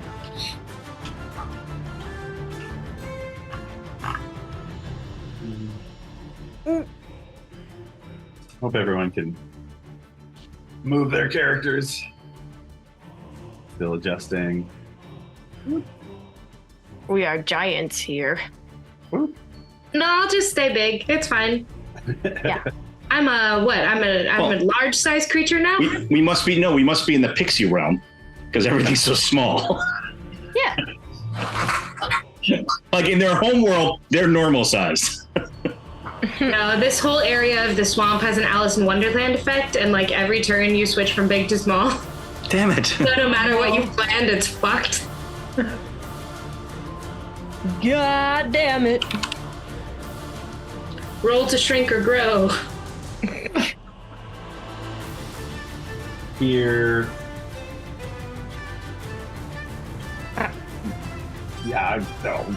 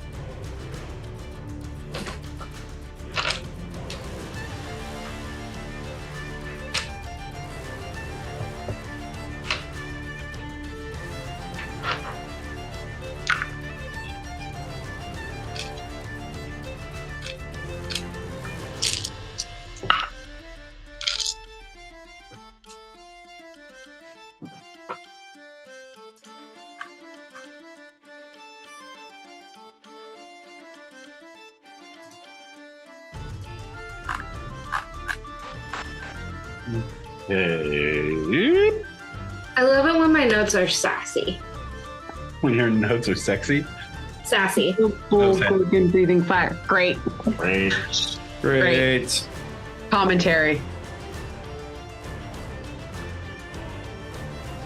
As it starts running towards us, Eliza says, Orlac, this was on your list. Very excited. You know what you didn't have on your list, though? Swamp. Swamp Gorgon. I didn't want to be in the swamp, but fine. I'll accept it.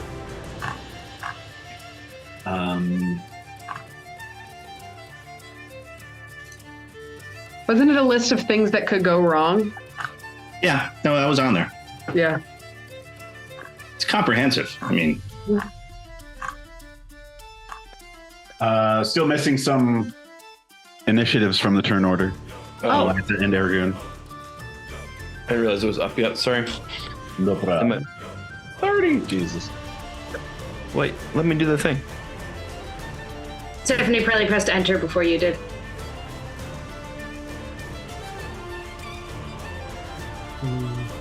There we go. And now everybody, let's see here.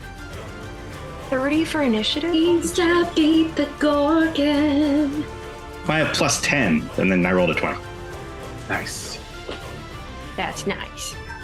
Plus 10 to initiative? How do I ever beat you? Jesus. Really? I'm wizard things. Yeah. You're special. Yeah. Oh, so handsome. Look at that bow. He's like, where are the other treats? I have bribed her. Okay, Orlac. Get him, Orlac. Orlac sees the Gorgon and is like, aha. And, you know, ooh, that's very dangerous. And I cast Disintegrate. No thank you. So, Saving throw. yep, dexterity save. As you can imagine, Gorgons, real dexterous. Yeah. Big metal bull. I rolled a 1. Oh, boy. Now, in theory, you'd take double damage for that, but that's you're good. Let me roll.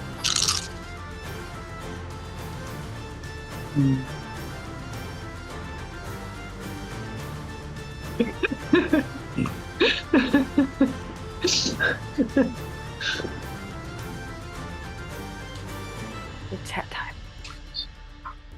It takes 86 points of damage. You can see part of its side just gets dissolves away. Orlac then teleports to one side and then moves. Gotcha. And move to there. And it is still charging like a mofo. Yeah, and then Orlac says, beware of its breath, it'll turn you to stone. Oh, good note. Yuck. Eliza. That's right. Eliza. And Peggy. I'm gonna buy you a dog named Peggy just so I can do that all the time in this game. I know, right? A hamster. Okay, so I'm going to shoot it. Duh. So we'll see. Surprise, surprise, surprise. 32 hit. Yeah, 32 hit. Cool. So that'll be. So that's 17 points of damage for the first arrow. And then I'm also going to use Colossus Slayer on it, which is another 5 points of damage. And then I'm going to shoot it again. Okay. Ooh, that one's a little lower. Does a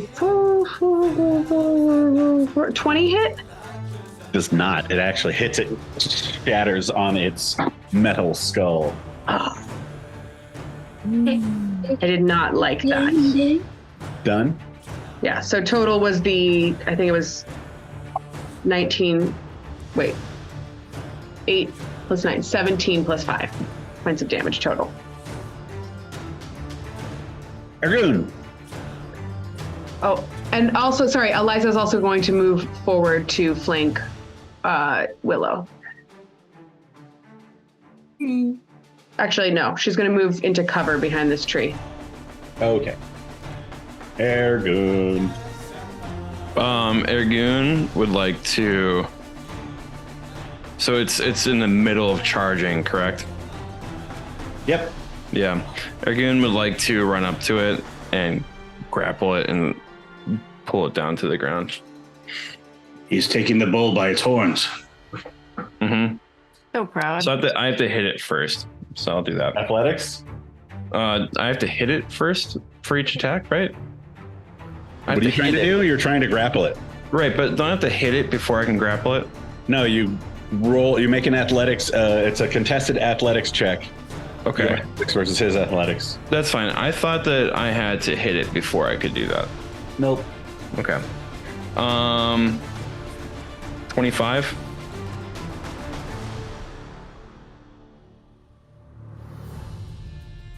He's very, very strong, but when the DM rolls a 5, he is not plus 20 strong. Very cool. So yeah, I grapple him and essentially like run up to it and grab it and boom, overturn it into the mud. Mm-hmm. Can I use my next attack to restrain it? Well, if you're grappling it, it is restrained. No, there's two different conditions. There's grappled and then there's restrained. If I remember correctly. I think grapple makes them restrained. No. I think so. Grapple is like you could have like a hold of their shirt. It just reduces their move to 0. Right, and that restrained is moved to 0, isn't it? Restrained is disadvantage on attacks, advantage on being attacked as well. No, if you succeed in a grapple, it's Oh wait, really?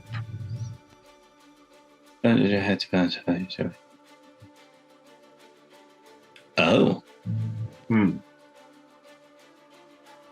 Oh, a grappled condition. There it is. Oh yeah, it's reduced to 0. Blah blah blah. Its speed is reduced to 0. Yeah. Yeah. Yeah, and restrain just takes it next step forward, where it has a anybody. I'm gonna say yes. Do another athletics check. Cool.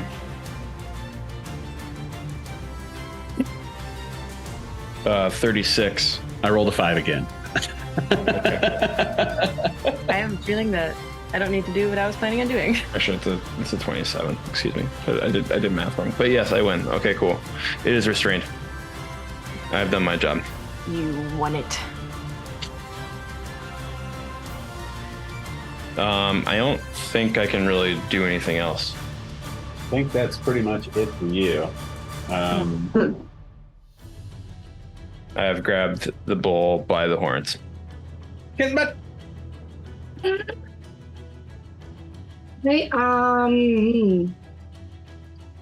let's see, how far is this? Measuring tool. You have a sneak attack, right? I do. It is. You have advantage against it. Yeah. Yeah. I'm gonna get just like fucking. I'm gonna run up right behind Ergun, like in the same sort of like timing of when he's running up. So I'm hidden behind his big form.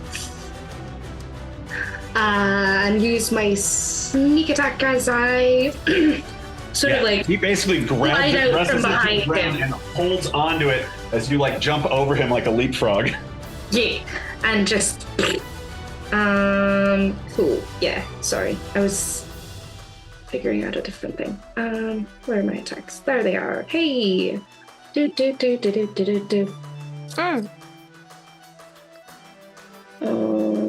Oh, okay. Let's 24 to hit. That hits. Where am I? Yeah, it's a yeah.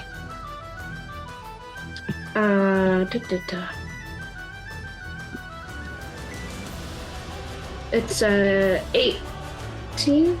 Yeah, 18 points of damage. 18.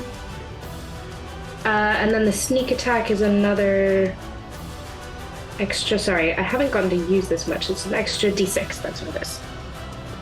So 18 plus 6, which is 24. Right? Yeah, 24. How much was your sneak attack? I already took off what you said before. Oh, 6. Sorry. Minus 6. All right. More attacks?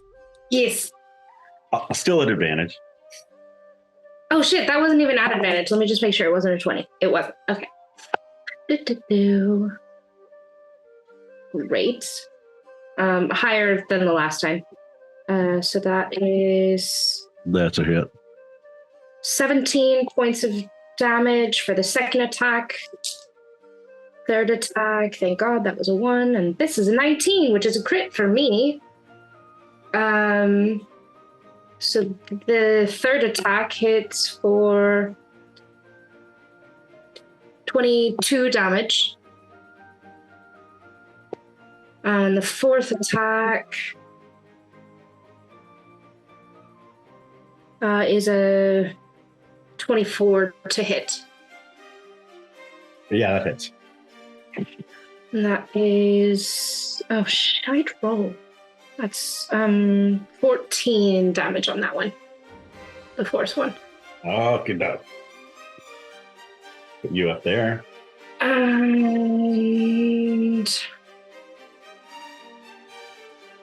I think that's all. Yeah. I think that's all I can do. I'm done. Okay. Sorry. And Gorgon go now. Gorgon, just- go now. Gorgon go now. And like all of these like scaled parts in its body kind of and they kind of open up and just this smoke comes out, and Kismet and Ergoon, I need you both to make Constitution saving throws. Is this a spell? No. Poop. Damn it. I cannot wait Spell. until I'm targeted by spells to tell John I have advantage someday. You are advantage. You have advantage on against magical effects, and this is a magical effect. It's not just spells. Oh, is that what we decided? Oh, wait a minute. Well, what is it? It's the mantle of spell resistance. Oh, I guess that is spell. Mm-hmm. Never mind. Forget what I said. So it is a spell. No, it Because is I not have spell. advantage on spells cast by creatures within 5 feet of me. It is not spell. Okay. I rolled a 20 con. Con save, I rolled a 27. 27. All right. Both of you feel as this hits you, you can feel this like almost as if your skin is dirty and your muscles start to tense up, and you both just kind of shake it off and continue on your way. Very cool. Yes. Willow.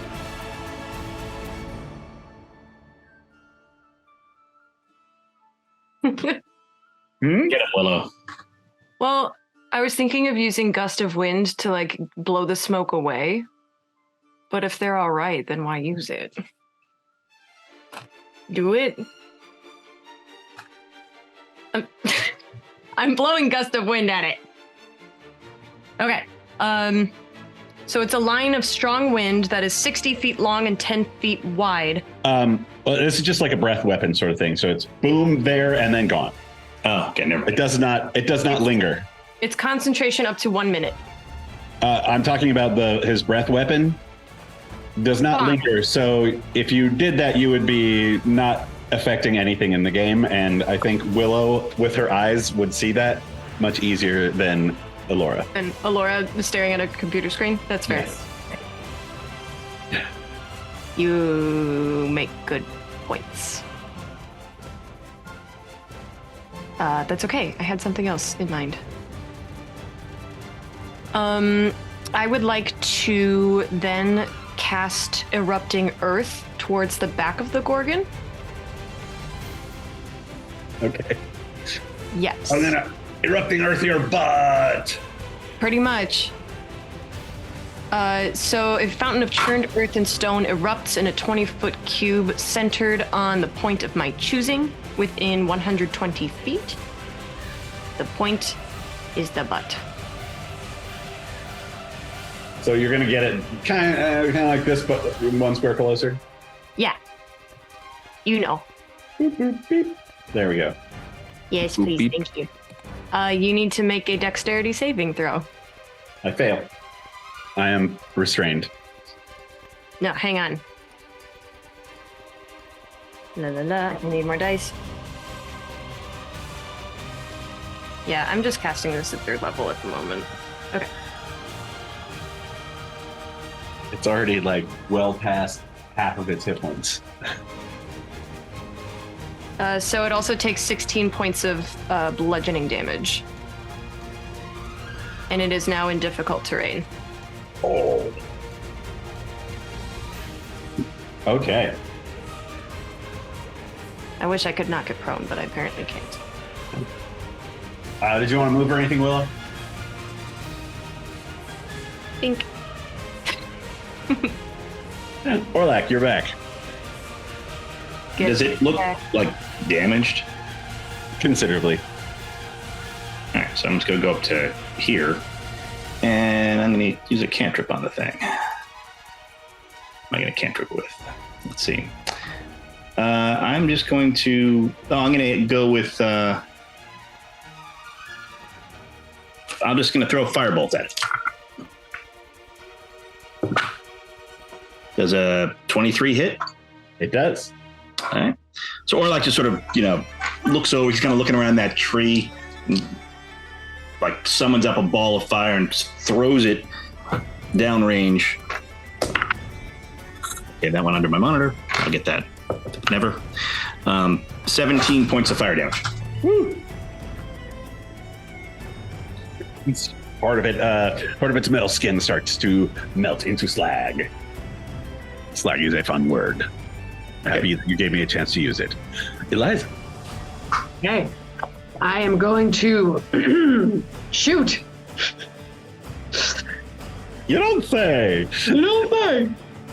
I've got plans this time, but I have to shoot first. Okay, 25? Hit. Yeah, 25 to hit. Okay. So this one is going to do, hold on, I gotta do math. 8 plus 9 plus 7 plus, I'm also going to cast, well, not cast, he also becomes my favorite foe. So plus 2 for that first one. 16, 17, 18, 19, 26 for the first arrow. Shoot again. There's so much math in being a ranger. Try being a wizard. I think I miss the second one. So it's going to be that's going to be like a 19. But with my bonus action, I'm going to go ahead and cast Searing Smite at first level on my Nightfall Rapier of Shielding. So I have it on my melee weapon. Melee. Thank you. I was homeschooled. I learned to read by not hearing things. That's a very strange word. Thank you. Very D&D word. I thought a hostler was a holster for a really long time. A what? A hostler, like somebody who works with horses. I thought it was a holster for a really long time. We all have those. Yeah. So I'm gonna move over. I think here was 30. Yeah, I'm gonna move over here, and then I don't think. Hold on. Okay, and I've already used my bonus action, so I'm gonna move here, and here's where I am. But now I've got Nightfall Rapier out, and I'm trying something new. Here is where I stay.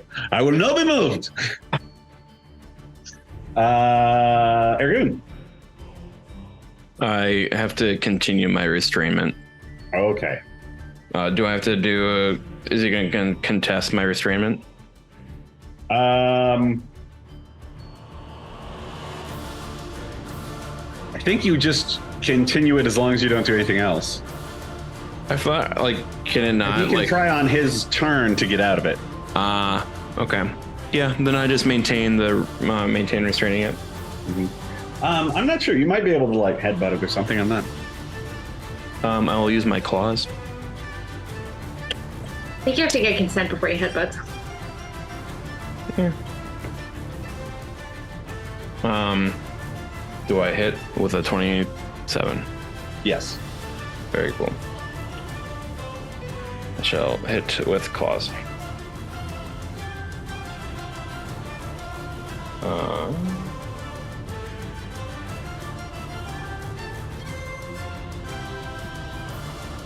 How much? It's the first time I'm doing this. How much damage should I do with this? Oh no, I'm strike. Rechargeable cost. 9 damage. I don't know if I get to it. I don't know if I have to use up one of my attacks to keep it restrained. We'll just say that I do. Okay. Kismet! Okay. Time for more sneak attacks. Yes, it is. Because he's still engaged with my friend. That was quick. And I still get advantage, right? Mm-hmm. Huh? I get advantage still, right? Mm-hmm. Yes. He's I still love this. restrained. I love this for me.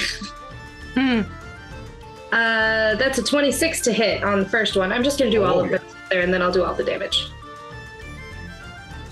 Second one is a 30 to hit. That hits. 29 to hit. Also a hit.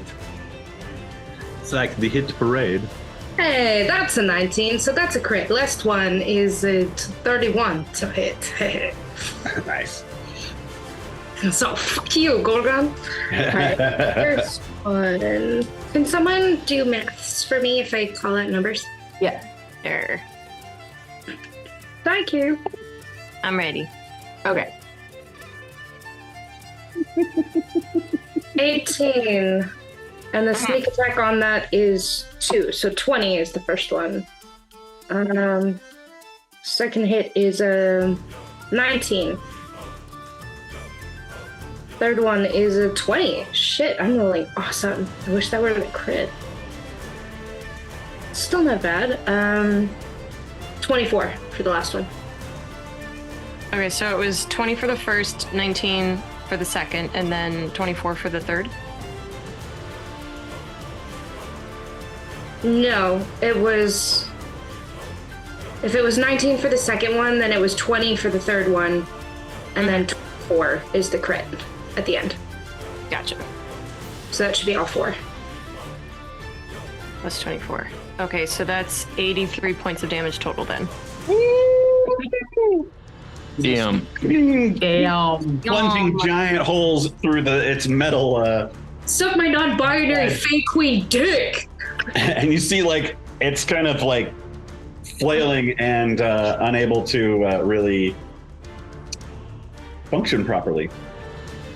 Sweet. But We love that for it's it. now its turn. Yeah. Oh, but it has to skip its turn because we called it. No? I said so. We said no. Because I don't want it to. Bat it on the nose, Argoon. Bat it on the nose. Flip it upside down. If it hits Argoon, I get to hit it. If it hits me, it has disadvantage. Let's do this.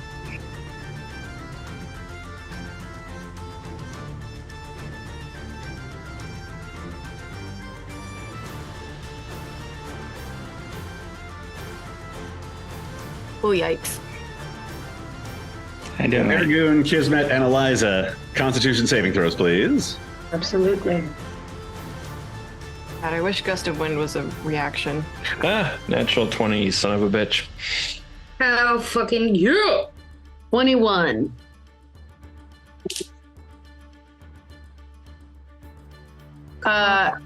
What What kind of?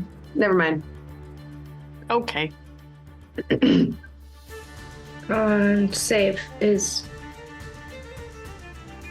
22. 22. All right. You all managed to shake it off. Shake it off. Shake it off. Shake it off. Shake it off. Oh, shake it off. Shake it. And it can't move or anything, so now we're at Willow. Amazing. Willow reaches into her equipment and pulls out the wand of fireballs from that mender on the ship. Oh, shit. Says to the fella over there. FYI, this thing looks really, really, really, really, really, really hurt. Great. I'm Barely holding on. Huh? I won't expend all the charges then. Let's see.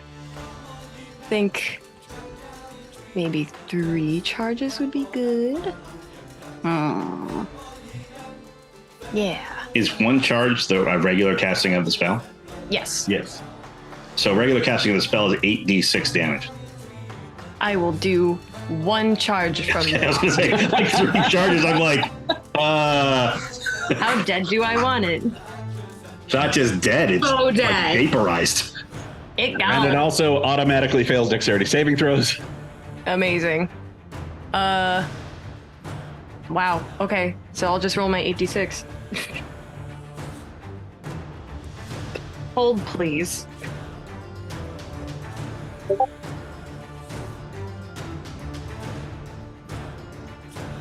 Oh yeah, I kind of remember that book.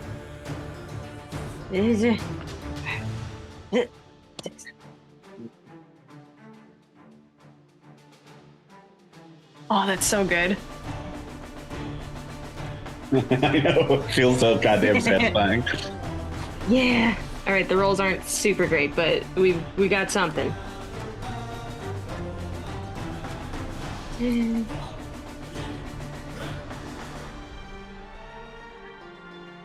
25 points of fire damage. How do you want to do this? You I'm just exploded its butt to death. no, I'm not facing its butt. Well, if either that or you're gonna blow up Argoon. Yeah, you can blow up Argoon and Kismet and Eliza if you want. It's okay. I like being blown by Willow. No, oh my god. Hang on, I'm doing some movement. I'll go to here. It's like there. Can you see where I put the circle? Yeah, That's the explosion that you just did. great. So I move there and then I fire at that. Let's go. Wow! And it's like And it- slow motion. Comes up and it just from the rear, like pieces of metal fall off and shrapnel flies past Argoon, past Kismet, past Willow and Eliza. Mud and muck go flying into the air, and when it comes down, its eyes have gone dormant, and it is dead. Correct. Good night. Like, I want you to know I love it when absolutely my- just wrote Willow blew up its butt in my notes. good. That's what I want everybody to remember. Gives another meaning to fire in the hole. Whoa!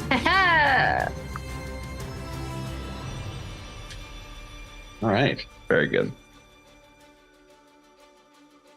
Well. Like, died. So Eliza's just standing there holding this rapier in one hand and like, well, two rapiers, but one is on fire. And she's like, oh, put the rapier out and Yeah, smite, Sorry. you can actually hit and then decide to cast smite. So you're not blowing spell slots until you actually know you hit. interesting. Yes, I will keep that in mind for next time.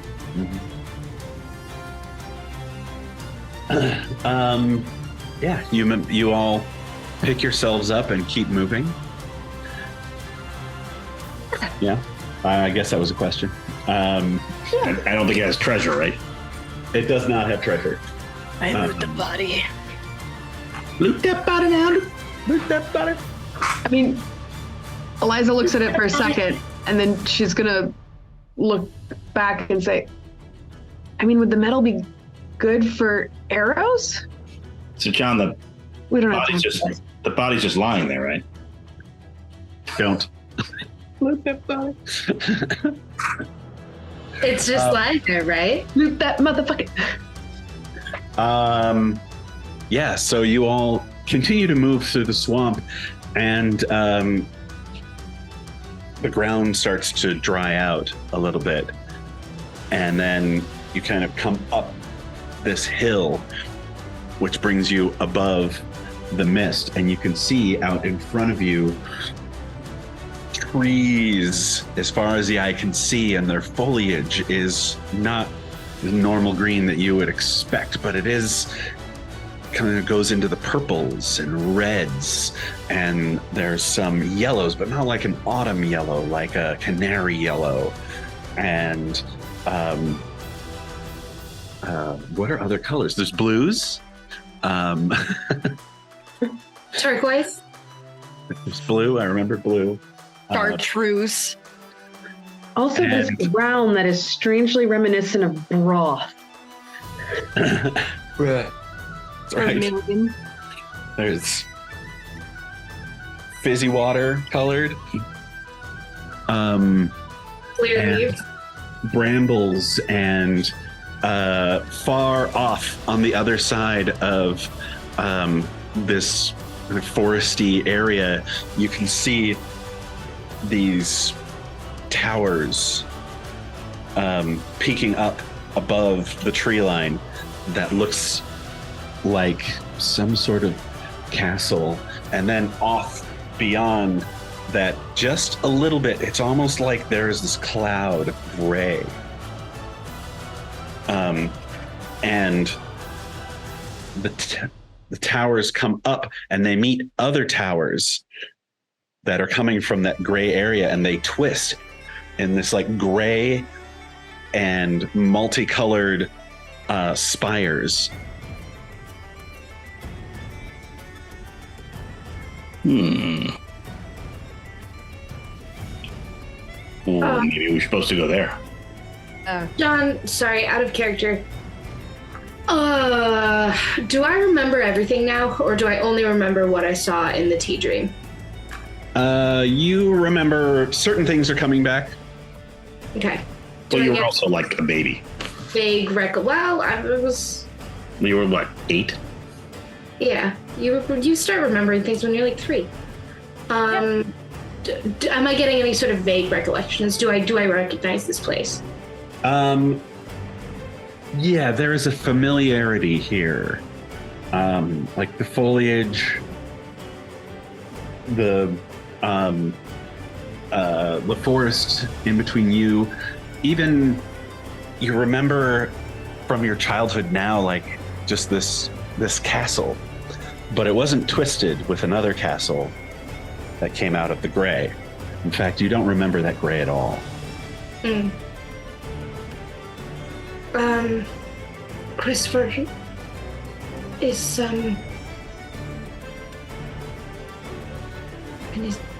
it looks a bit like home, but it's different. Was it like this when you left?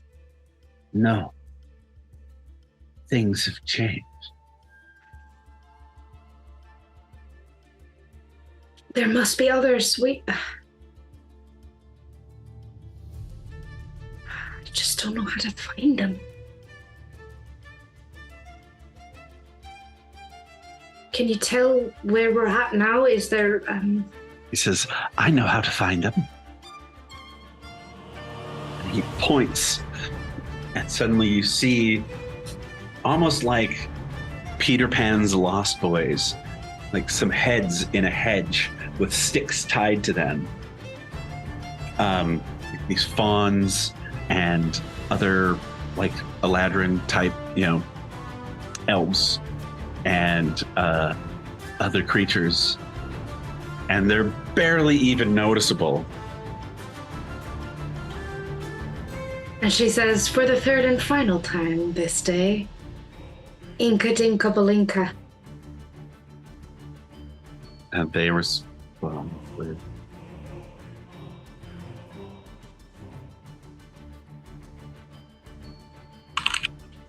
I can say it if you want to have it right here. yes. The lollipop is a stinker. Oh, here it is. Yeah. You lollipop is a stinker. And they kind of stand up and come out. And you can see that they're like visibly excited. They say, oh, our queen has come. I told you she'd come.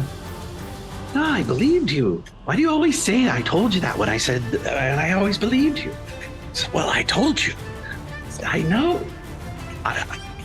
We all believed you. I lean over to Eliza and go, this is going to be a long visit.